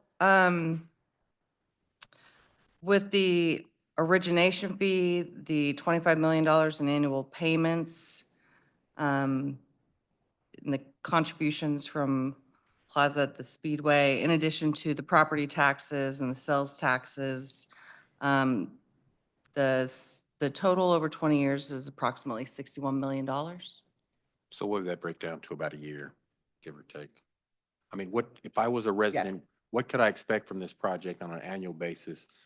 Just revenues coming to the unified government that can go into our general fund. Approximately $3 million. Okay. So about $3 million a year is what, on basically what we can expect? Correct. Okay. I have a few more questions, but Commissioner Lopez. Just a quick question, Todd. Let's just say Star Bonds never existed. That wasn't a tool here today. There wasn't that kind of a tool. What would, where would we be at as far as this project? Like, what would they? I don't think this project would be here at all. I mean, I like some of the commissioners up there have been around since the beginning of Star Bonds, and like the Speedway, like Village West, like Sporting Park, like none of those things would be here. This project wouldn't be here. Well, okay, let me back up. Okay. Star Bonds went away last year or 2-3 years ago, with what we have now. What would, like, what would be our payments? Like, what, just other than their property tax and their sales tax revenue, whatever else that they bring in? Well, you're saying, what if they came anyway and there were no Yeah, that's what I'm asking. incentives?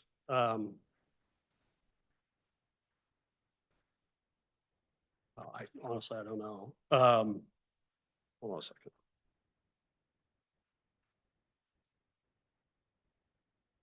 I mean, I do think that Mr. Maxwell's presentation talked about what happens if you don't do the project. I honestly don't know. Well, Okay, or let me kind of rephrase it. 20 years from now, paid off, or even 15 years from now, paid off. What are they paying now? well, That's what I'm trying to get we at. did, in some of our modeling, Commissioner, we did figure out what happens if it pays off early. And maybe this is what you're after, forgive me if it is. In the later years, as the retail at Plaza at the Speedway increases, if we pay off in year, say 15, we think in year 16, we get an additional $3 million from Plaza at the Speedway every year after that. So we also ran scenarios where the revenue stream was higher, and let's say our bonds pay off in year 10, for example. And perhaps this is exactly what you're getting at. Like if the Plaza at the Speedway wasn't pledged, what would be projected to be available in year 11 if the revenues were higher, it would be $2.8 million. Now, that's based on an assumption that this thing is performing, that Plaza at the Speedway is performing better than what's in the projections. But in those scenarios, you know, we get $55 million of gross revenue from Plaza at the Speedway. But in that scenario specifically, on a net present value basis, we're ahead. We make more than if you hadn't pledged it at all. Right. And now I'm asking myself too, we let them, we hand over this TIF, but then who's to say 15 years, 20 years from now, somebody else comes in and they want to hijack it for another 20 years and so forth. Yeah. So, Commissioner, it'd be tough to do. And here's why. You can't ever, the legislation for star bonds does not allow you to ever do a star bond district on ground that's previously been in a star bond district. So you can't do it twice, okay? The legislation, the statute says you cannot do star bonds twice in the same place. Didn't used to say that. An amendment a few years ago did that. So this ground that's in this star bond district, once these bonds are paid off, it's never going to be in another star bond district according to the law. And frankly, if you start looking at other tools, once this thing pays off, it's pretty limited. Could you look at a CID, another CID down the road? Maybe. If you had a new project cost, maybe. Could you TIF it once it was already built out like this? Probably not, right? Because you will have, the eligibility would be the issue. Could you somehow figure that it's blighted or conservation area? I don't really know, but it seems unlikely given the amount of money you're going to spend to improve this thing. So am I worried that we're going to have a constant stream of incentives there? Right, not really. I am not worried about that. Thank you, Commissioner. Commissioner Bynum? Thank you. Mr. Maxwell, were you going to make a point to that? If I could, Commissioner, I was going to add one more thing to it, that if we all remember, the very core and nut of star bonds is, yes, you do have the local sales taxes that are going in, but the majority partner in a star bond is the 6.5% of the state. And if star bonds didn't exist in any form or fashion, we know exactly what would happen. Well, one, this project won't be able to go forward. But even more importantly than that, the 6.5% that would get and stay here of the state's dollars that have reinvested in Wyandotte County again and again and again, that has built everything we've seen out there, it's going to go to Topeka. And I'll let this body say of when it goes to Topeka, how much of it comes back to Wyandotte County. Not very much, right? I think Commissioner Burrows spent a lot of years up there representing on issues like that. And many of you have gone and testified in Topeka and otherwise.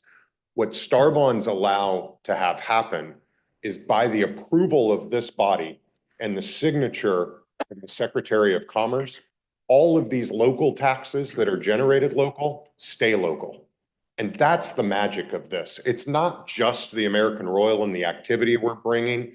It's that all of these dollars continue to get reinvested in Wyandotte County as it has for 20 years. And hopefully it continues for 20 years forward, because all of that is what is growing this capacity of this community. Not just the great people, not just the labor, not just all of that. That we take as a given. But this state investment tool is just critical. And so I just felt I had to put that component in, because that's the true key of all of this, is we're using the state's investment in how great they think this project is to transform Wyandotte County as well. So sorry that I was just to take a second. No, thank you very much. I just thought, first of all, I'll thank Commissioner Kane for reminding us of, before and then after the Star Bond tool and the arrival of the Kansas Speedway. And I'll remind us that with that development, everything out there except the Speedway pays full property taxes. Our community has had an incredibly difficult time ever completely understanding that everything out there pays full property tax. And it made it seem important to me as we close in on this topic that what we haven't calculated in the revenues that would come are those property taxes that would be paid by the additional new development that would come all around the American Royal area in the Starbond district. So we haven't even counted those because we don't know what they are, but we know that when the Perry family properties are built out, those are full property tax paying projects, whatever they are. And I just think it's really important that we not lose sight of that as well. We know it's revenue, we just don't know how much it is yet. Thank you, Mayor. Thank you, Commissioner. Commissioner Stites. Stites District 7, I guess up to that, and I wasn't going to say anything else, I was finished. But remember that the casino, which was paying full property tax, also fought their taxes and won and had them reduced. Thank you. Any more commissioners? Okay, definitive of my questions, 3 million a year. You mentioned also 20 years to pay off or less, depending on how successful the project is on the sales. 20 years for Star Bonds, 22 for the CID. 22. That's right. After that, what can the public and this unified government expect as far as revenues from the American Royal? It's sales, property tax, or anything else beyond the 2022 years? What would the contribution be to the unified government? Yeah, the sales taxes from Plaza at the Speedway are expected to be over $4 million a year at that point, and all of that should flow back to the unified government on top of the $1.6 billion base. So Plaza at the Speedway alone, I'm not sure if I have the Royal numbers in front of me, but the Plaza at the Speedway alone is worth about $5 million of sales tax proceeds that come back to the unified government once the bonds are paid off. I'm talking just the American Royal, Oh, not Plaza at the Speedway. The Royal itself? What would the Royal itself proper, standalone, after all things considered, and everything's paid off, what would the financial contribution be to the unified government and our taxpayers? What could we expect as a benefit for having that facility at that location financially? If you'll give me just a second, Mayor, I think I can do that. Based on these projections from phase one alone, is this what you guys were showing me? The net proceeds from the Royal alone, by the time the bonds are expected to be in the low $6 million range, it appears to me from the projections. So $6.2 million, I think, in one of the final years. So, and if the festival grounds were to happen and those bonds paid off, that's about another $2 million of sales taxes that would be available. The festival grounds may or may not happen, but if it does, you're talking about, I think, over $8 million of sales taxes that come back. And what about annually? That's sales. What about property taxes? Again, property taxes are harder to tell. The expectation is that they're going to try and be property tax exempt forever when it comes to the core American Royal. Festival grounds would be something different. I'm sorry, Mayor, I don't think I know that number. We could work on that. We could get with the appraiser. It's a pretty general concept at the moment, but we could try and come up with a number that'll be a pretty wild guess. I get that, and we're projecting 20. Yeah, but I will tell you, if you'd like us to work on that and come to the meeting, the public meeting a couple of weeks from now and give you a projection about that, we could. I guess I was wanting a simple question. I think the American Royal was trying to, somebody indicated that they were non-for-profit or That's right. status. That's right. 501c3, and again, the expectation is that the core American Royal itself is going to be within their 501c3 mission, and their expectation is that they will go to BOTA and be declared tax exempt. Okay. That's what they think. Okay. So to be conservative, we can expect sales tax, but there's a question as to property tax. That's right. I think for our purposes, we've sort of assumed that that number could well be zero. Okay, that's what I was looking for. But we're looking up potentially between $6 to $8 million. Just what we're thinking of today, again, That's right. we're projecting 22 years out. That's right. Possibly, of revenues that could come to the unified government from sales. That's what I see in these projections. That's right, Mayor. Okay, and that's pretty much standalone. Okay, that answers that question. The next question I have is, this kind of hits on something that was brought up, and I know a lot of residents here. Wyandotte County is a tight-knit community. We're very diverse. We have a lot of festivals. We have a lot of activities that go on throughout our neighborhoods. And this is the one thing that I haven't heard, that I've heard some of the developers talk about when they come before this body. What level of expectation as far as commitment to supporting local events, schools, parks, tourism, festivals, educational events, to show that the American Royal is a good partner with Wyandotte County in supporting local events and things of that nature that we know are ongoing in Wyandotte County. Has that been thought out? And what can the community expect as an added benefit of having the American Royal there, and the American Royal really going in a way to show that they are a good neighbor here in Wyandotte County? Mayor, Commission, Jackie McClaskey, President and CEO of the American Royal. I think pretty much everyone in this room, both those behind me and those I see, know that I've been quiet for 2 hours and 15 minutes, might be a record. So I appreciate the opportunity to address this question. I've actually had really good conversations with a number of people over the last couple of days talking about, once we get this development agreement done, once we're going to move forward, what do some of those partnerships look like? And so let me give you a few examples of those conversations. One, we believe there are community activities that we can engage in that already exist, whether that's us being an active member of the Wyandotte County Economic Development Council, becoming a member of the KCK Chamber, getting more engaged in Visit KCK, which we have already have a member of our board on the Visit KCK board, as I think you know, and I think you know, Jara. But in addition to that, it's really about how we engage in those events. We've had ongoing conversations with Piper School District, and we're very excited that they are going to be the first school district in Wyandotte County that has an FFA chapter. And we believe that there are certain things that we can do with that agricultural education program that can help that program grow quickly and help attract students to that program. And we'd actually like to see how we can be an asset in building that program in such a way that we can create FFA chapters and agricultural education programs at the other school districts in Wyandotte County. We believe there are opportunities for events that could be community events, but the American Royal is a key partner. One of my colleagues and I just came back from Rodeo Austin. They have a breakfast that engages the community that has 6,000 people show up at 6 o'clock in the morning. And when I think about that community, there's a lot of similarities to what we could do here.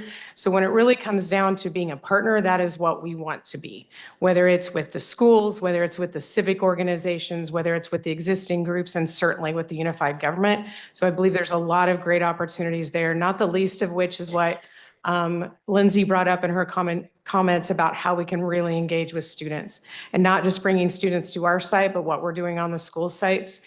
And when I bring that up too, I know there are some comments, and I know this is something Commissioner Davis has asked about. When we think about programming we can do on the eastern side of the county, we think there are programs that we can take to people as well, and related to consumer connections and food and careers and talent and all of those kind of things. So that gives you a little bit of the breadth that we have and some of the thoughts that we have about what that might be like. Okay, that's a good first step, and thank you for that. I'm sure we got a lot of staff and a lot of community groups. If you don't know about livable neighborhoods or neighborhood business revitalization groups, there's 8 of them. I just encourage you all to get to know them. They are really embedded and anchored in our neighborhoods, and Wyandotte County has a lot of great folks in our neighborhoods doing great things. And my message is I'd like to really promote to the community that the American Royal, if this is approved by the commission, is going to not just be a facility in Wyandotte County, but is going to be a part of the fabric of what makes Wyandotte County such a great place to live, work, and raise a family. And I'd really like to promote that for as long as I'm mayor. So thank you for that information. talking to Commissioner Burrow, he has released it from his standing committee, which is good news. It's not going back to his standing committee. That was a question that Commissioner Ramirez raised. That means it's in my lap. I've directed the administrator to move forward, put it on the next commission meeting with everything that needs to be there. So there will be public comment on April 24th, as well as an action item for this commission to move forward and take a vote. Again, I heard the term "don't beat a dead horse." There's enough information here, hopefully, for this commission to saddle up and make a decision on, yes, yes. Rated image. I know, right. And make a decision on what we're going to do. But thank you again for your time. The information was valuable, and I'm anxious to see you all here in about a couple weeks. And thank you. I believe this was information only. There was no further. All right. No further business to to conduct here. There is a motion and a second to adjourn. Clerk, roll call. Roll call. Lopez. Aye. Stites. Davis. Aye. Bynum. Aye. Burrows. Aye. Burns. Aye. Ramirez. Aye. Hill. Aye. King. Motion carries. Thank you. We are adjourned.